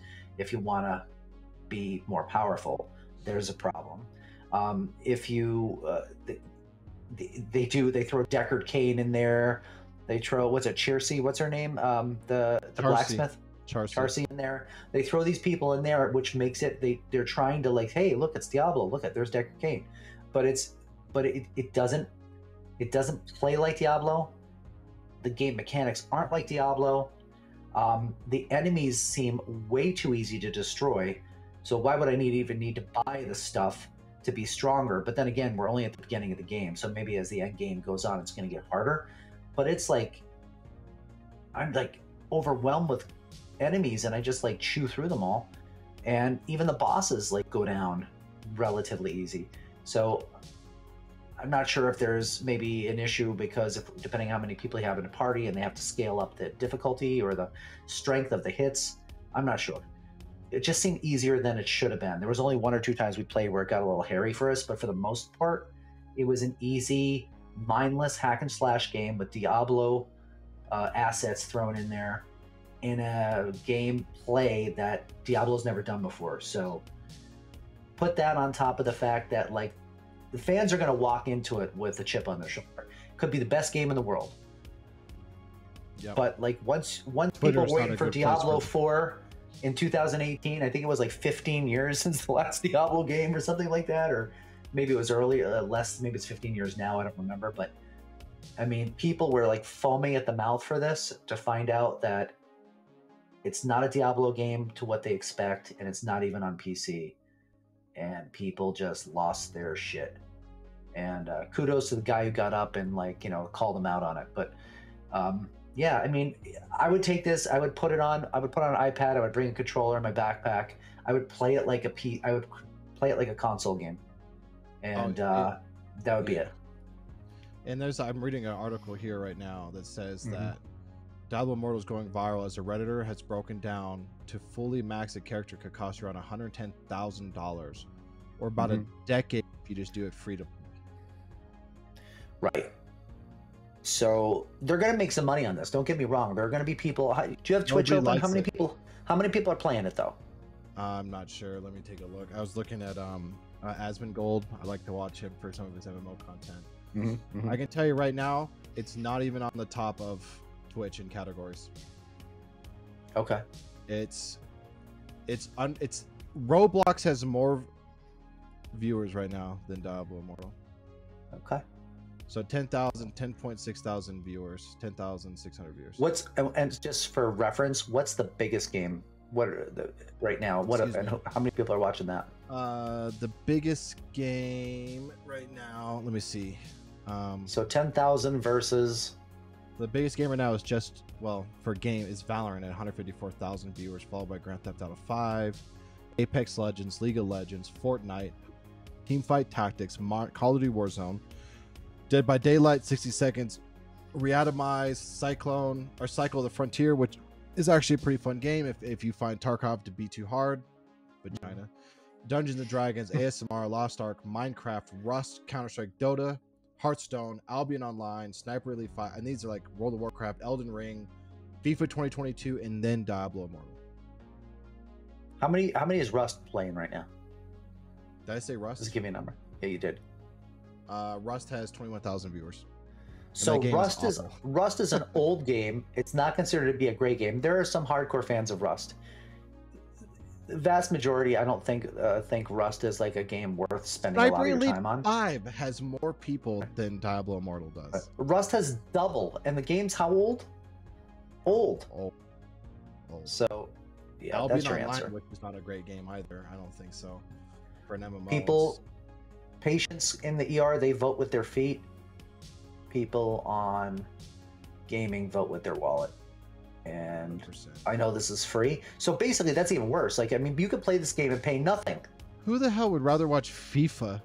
Who watches FIFA online anyways? Yeah, FIFA's more? Yeah, FIFA is above Diablo Immortal at 10,900 viewers. Nice. Well, that drives a nail in the coffin for me. Teamfight Tactics. I mean, Fortnite? Come on. Right. And by the way, Valorant sucks. And all you guys were like, "Oh, Valorant's so hard. Go play Counter-Strike. Be a man." So, anyways, right. Give it a shot, guys. It's a great mobile game. If you have kids, it's not that graphic. There's no boobies in it like Diablo 2. The storyline is really easy to follow. It is a mobile game, and it's an okay mobile game. And if you got kids or you want to, you're a dad who wants to sit game or you're on your family trip, it's the game for you, really. But It's hard to say that when you can get like Knights of the Old Republic and Grand Theft Auto Vice City and Grand Theft Auto San Andreas on iPad, stuff like that now, like actual AAA quality games you can get, but it's there. So, yeah. So we're going to talk a little bit now because we're going to kind of wind down because we've actually been going at this for a while. Every time we start with this, we're like, hey, we're going to fill a show with this. And obviously we always go over. But always do. This right here came into my possession a couple of days ago. This is the not the Stream Deck. This is the Steam Deck. This is the middle of the road version. As you can see, it's off because Damo and I are going to do a little project on this. We're gonna actually open this bad boy up, which people have done. We're going to throw in a 1 terabyte M.2. You can't even buy this device with the 1 terabyte M.2. There's a 256, a 512, and then the measly, paltry 64 terabyte. I don't know what the hell you're going to do with that. But otherwise, the innards are the same. And I'm gonna see if we can put this into a dual boot mode with Windows. and see, you know, how it performs, because there's been a lot of complaints right now because of the fact that the Steam Deck has a limited library where it's compatible, but where it works better than Windows. And but if you want to play other launchers, you want to play Blizzard, if you want to play Diablo, you know, on this thing, you're not going to be able to unless I think you download Windows 11. There is some possible future support in the Linux distribution that is on this. I forget the name of the Linux version that's on here. That you can download, but then again, I don't know if it's going to be optimized or even allowed to run any of these other launchers, because a lot of it is the anti-cheat stuff. It doesn't want to allow it in. So, you know, I applaud Steam to try to make a PC more portable. I mean, that's a tough ask, and it's a very tough transition, but they say they're committed to it. They're going to keep updating games and fixing everything. And so, you know, as it is right now, some of the game, like Elden Ring, works. It's playable. Some other game, Rocket League, works. DayZ does not work if you don't want to play DayZ, though. But I mean, the point is that a lot of the games that we play, not compatible, or too incompatible to work well. Right. So they're doing some hackery in there to make all that power in such a small handheld device. So it's going to be there's going to be some growing pains, but it's a cool concept, and I'm excited to see what we can do. We're going to throw Windows on here, and Damo's going to help me with trying to optimize the Windows install. Yeah. We'll get it dialed in.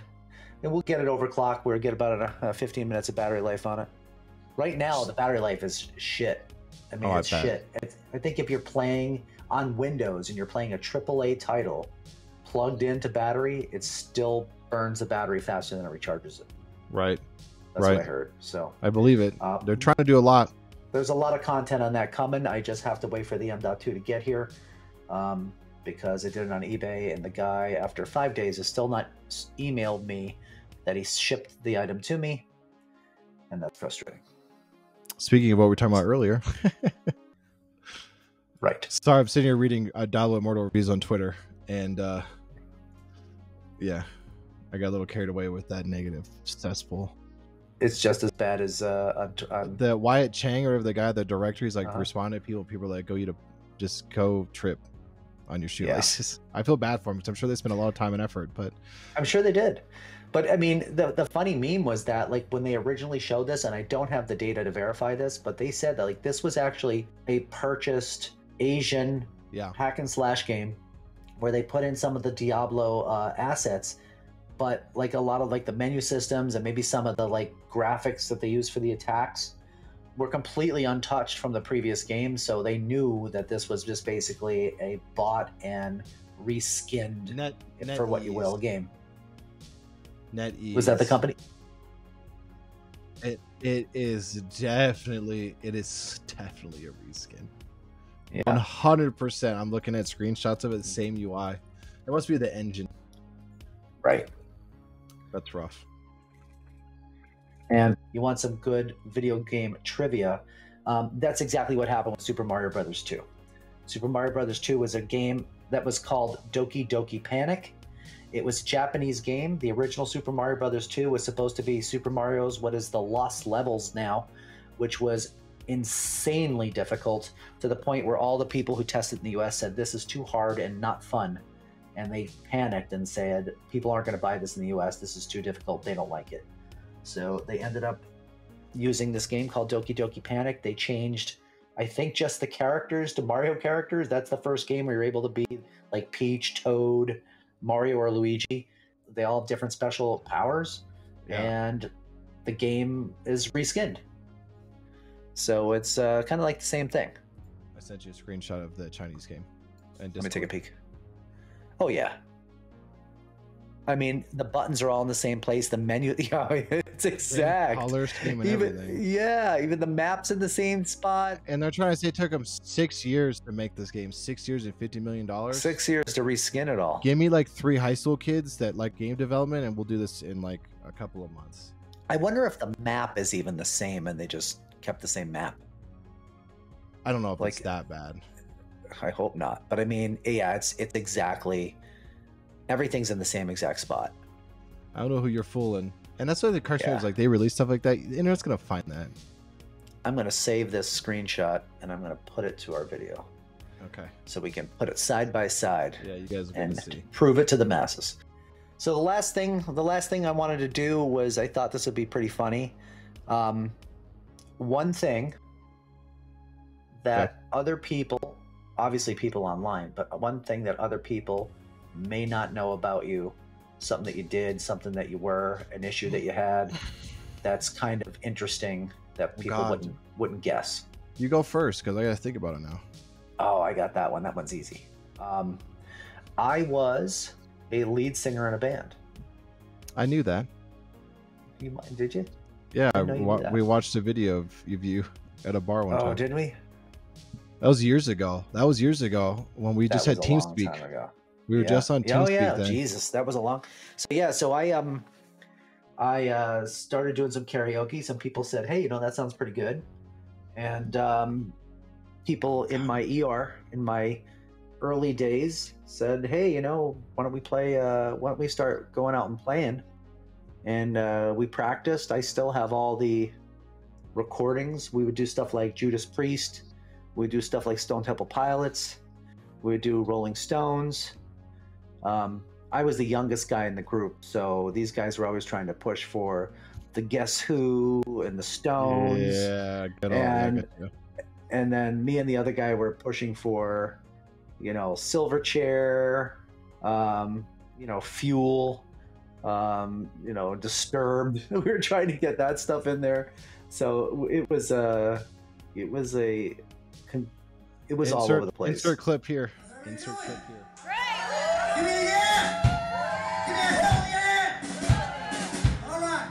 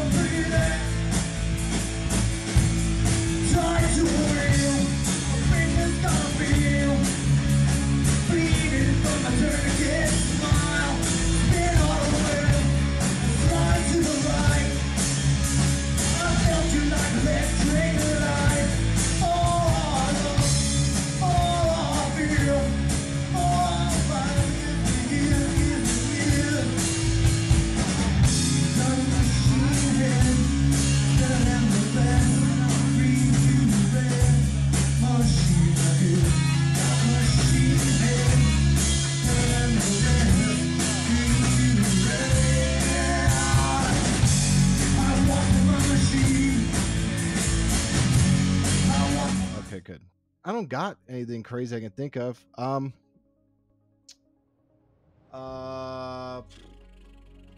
me think. Should it be positive? I have some bad shit. I'll tell you what. I'll give you one more, and you can think of something. Okay. I actually almost got arrested. I'll do a good and a bad. Because how about that? Because I snuck into a Kiss concert. 1996, Alive Worldwide in Philadelphia, Pennsylvania. I was in college. No, I was just finished college, but I was also a graphic artist, so I did graphic art for a t-shirt company. Okay. So basically, I looked through a magazine. It showed about the concert.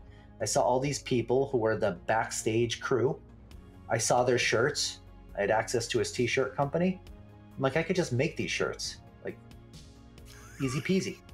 So then we also saw their lanyard. Ocean's 11 Kiss Edition. Right. Oh, we saw their lanyard, and that was very easy to replicate. I replicated that. How'd you get caught? Laminate.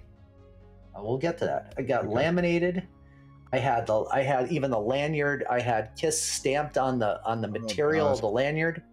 I actually drove a carving tool into my left thumb, and the tip of my finger was numb for years because I was carving it, and I let go, and boom, jammed the whole tool into my thumb. So yeah, so we went there early. We were wearing the crew shirts. We had the backstage pass.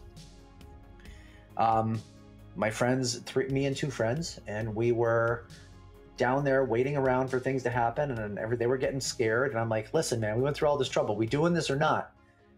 So they're like, oh, I don't know. I'm like, screw it, I'm doing it. So I went downstairs. I found out where the crew was going in.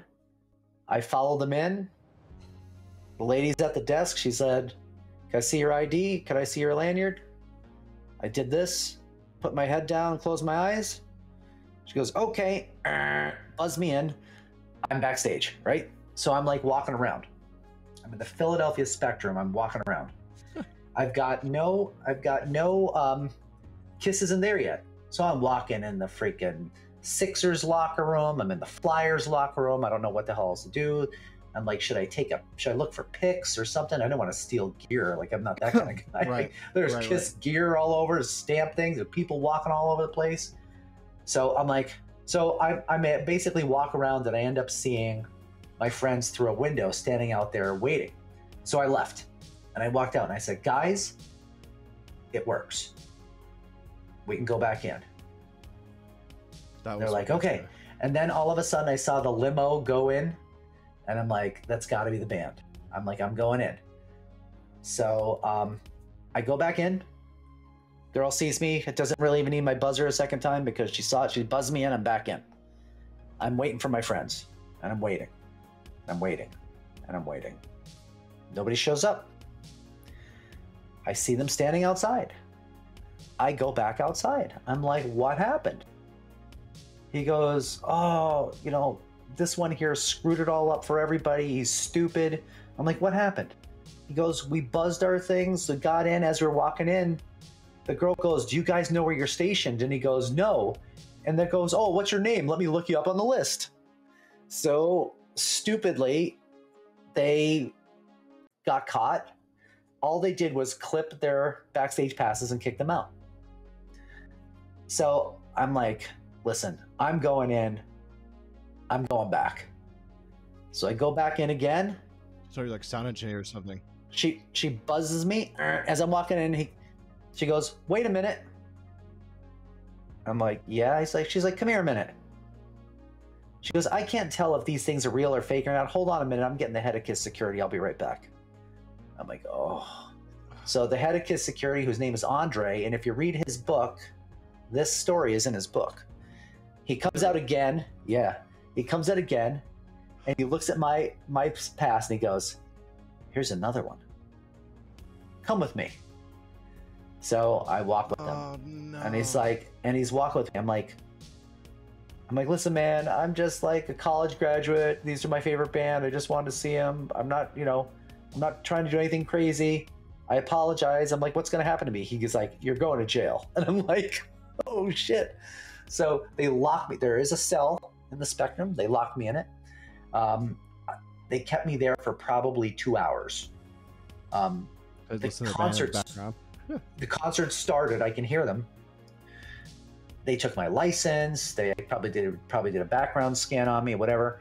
They end up kicking me out, and they're walking me to the back door of the Spectrum. I'm like, all right, there's going to be a cop car here. I'm going to jail. I get out, and he goes, get out of here.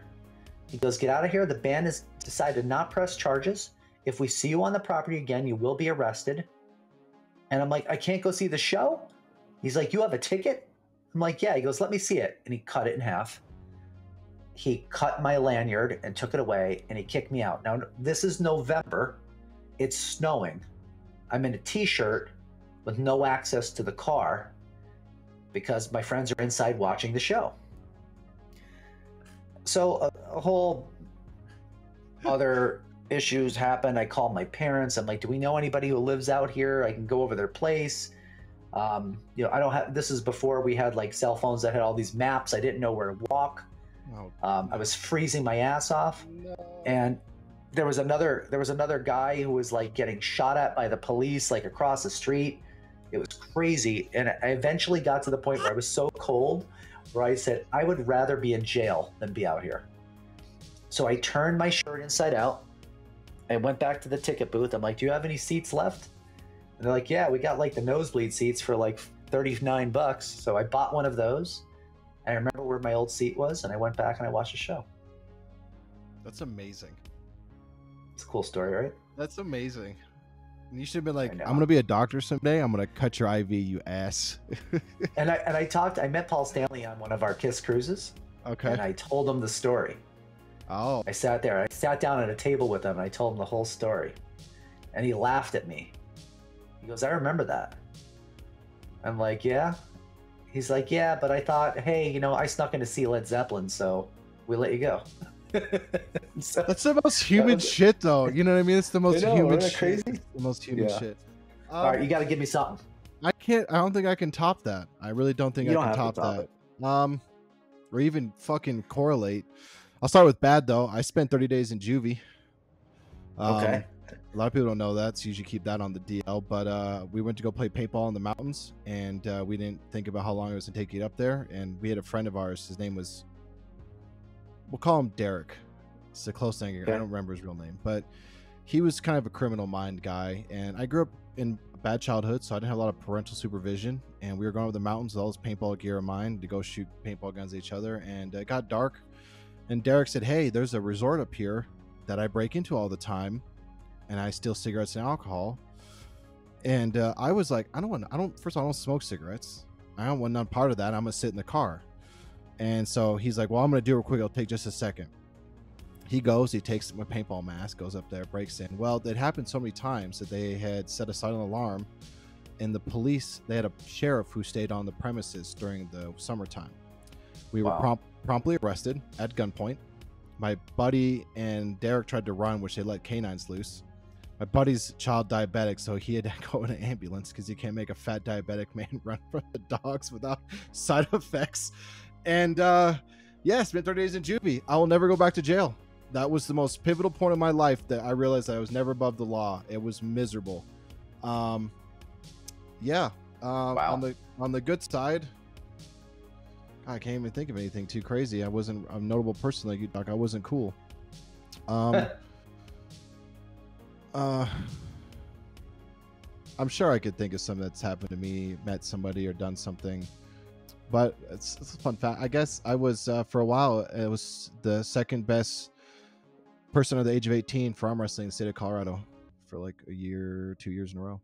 Second in the state of Colorado for arm wrestling, which is so really you just let me win at my wedding, or is that what happened? Yeah. No, I'm fat and old, lazy. No, I don't have anything. I really don't have anything. I don't really have anything cool. So what do we got coming up? We still have to do. We're still going to be doing a collab video. It got a little bit delayed because I wasn't able to get in touch with the person of interest. Our people didn't talk to his people very well. Yeah, so email went into like some other spam folder and he never saw it. So he apologized to me and he says absolutely. So we'll be doing a little Star Citizen. He's going to hopefully teach us why the game is good, despite many people thinking it's not good. And maybe what are some like cool hidden kind of things that you can do. I heard there's some special club in the game for people who have the majority of the money in the servers, which I read about. Like stuff like that, like, you know, weird stuff that you don't know. And then how do you get around the bugs to make the game fun? Yeah, I'm interested in that. I am going to be in the mountains this weekend, so I got some cool footage. I'll get some good footage for you guys on that one. Come around if you guys like the car. That's with the bike, right? Yep, got some twisties, some windies coming, but I'm going to stop at a couple places people don't know about. If I end up going deep enough, there's actually some like little hidden natural springs that you can actually drink from. It's cool. Heavier water. It's kind of mineral heavy, and if you have a weak stomach, I wouldn't do it, but it's not going to kill you. So that coming up. And then at some point we'll get Diablo out again. I have more Dune ready to go. And I'm looking into maybe having Doc and I play Star Wars Galaxy's emulator. Oh, wow. Okay. But it's not populated. All of them are kind of meh. So I don't know, we'll talk about that. But I not too crazy. Just trying to get content for you guys. Really, the moto vlog has been my biggest thing in editing videos. Looks like we might be putting a little siege team together, which could be kind of fun. But we're working on it. Tarkov wipe's coming soon, so you will probably get a lot of Tarkov content from me when the wipe comes. Yeah, absolutely. I do play the first couple months of the wipe. I started following Nikita. I wasn't following He's him, hilarious. but now I am. That man's an idol of mine because people are like, your game is this. He's like, I don't care. Thanks for spending your money. I'm like, I love that. I love that. The wife and I want to do video. She wants to be in a gaming video of some kind, so we're gonna look that up. I think we may play Star Wars together. So I don't know. We'll figure some out. But yeah, we got just content coming, guys, from every angle. Every angle. Yeah, there's gonna be something for everybody. We're figuring it out. We're figuring it out. You got game trials. You got tech news. You got reviews. You got motorcycles. You got there was a lot of health in this one. You know, in this one alone, we talked a lot about health. So a little bit of something for everybody. Yeah. I want to have one of these that we're going to eventually talk about finances. Yes. I'm trying to think of what I'm going to do with my stock before all of it goes right in the toilet. Selling it, mass sell. Did you do that?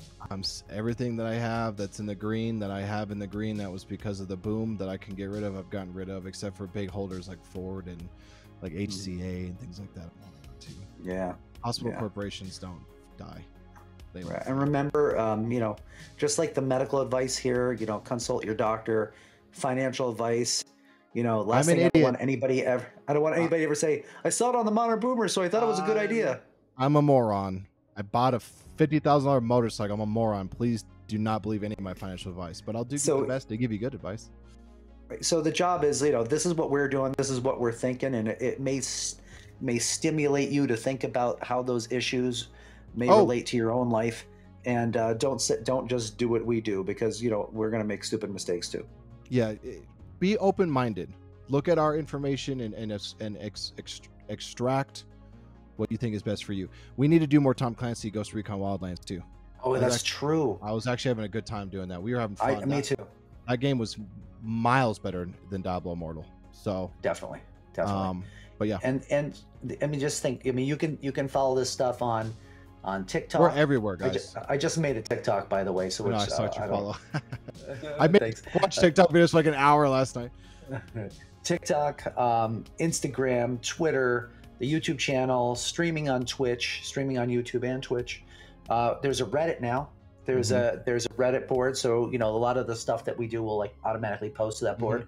If it gets some traction, we'll do some special stuff on Reddit, but we'll see how that goes. That's brand new. And then of course we're having the collaborative stuff. Yep. We just did Demio. We had the interview with Marcus from Cygnus Entertainment, and then we're going to have a collab video with a YouTuber who is pretty high up in the Star Citizen world. And we have some cool people in our community that I think we should bring in at some point too. Tap has lived such a colorful life. I'd love to talk to him, do some collabs with you guys. Would love Dak, Kevin. He's hilarious. I know you've met Glenn and Ryan, so we'd like to bring some other guys in and do some games with, because some of those characters you're going to fall in love with. So yeah, we'll do Meet a Boomer. Yeah, Meet a Boomer on the show. Absolutely. I was watching him stream the other day, and he put on glasses, and I was like, bro, it's time, man. You put on glasses to play games. That's the pinnacle of age, You're it's like it's blue light filtering. That's it. I swear to God. No, that man had corrective lenses for sure. I was like, he looks so collegiate, Tap. He looks so collegiate. But anyways, guys, thank you for listening to me rant about the apartments and all our chaos. I know our podcast was some structure, but we want them to be natural. They're going to be just natural conversation, because organic. It's got to be that way, because if it's not, it's weird. We're friends chatting. So friends chat. We're not making we don't make a script. We just make a rough outline. And we try to follow it. We do. And not to go back too much, but actually a good buddy of mine bought a motorcycle. So he's going to be doing vlogs with me, and we're going to try to do some conjoint stuff together and some stuff together as well. He's a character. Cool. You'll love him. So, yeah. All right. A lot of cool stuff. Sounds good, guys. Again, follow us on all the different social media platforms, and also make sure that the YouTube channel is going to have more than just this. Yep. And you know, we are you know, we have the podcast on Apple Podcasts, Yep. Spotify, Anchor. Yep. There's actually, I didn't even tell you, there's actually a Google Podcast, which is different from YouTube, and we're on that too. So Yep. I don't know if people use it, but if so, maybe the Android people use it. It doesn't But anyway, hurt to put feelers everywhere. But yeah, please check Yeah. us out. Spotify, really, guys, we really want guys to get us on Spotify because that opens up a portal of extra ways to channel content to people. So check out our Spotify and watch for our live stuff on YouTube. We're going to be doing a lot more live streaming. It's fun that way, and we get to give you guys real stuff in the moment, and it's content that doesn't require editing, and you guys get to just see us be boomers. right. All right, guys, have a good one. See you guys. Have a good night.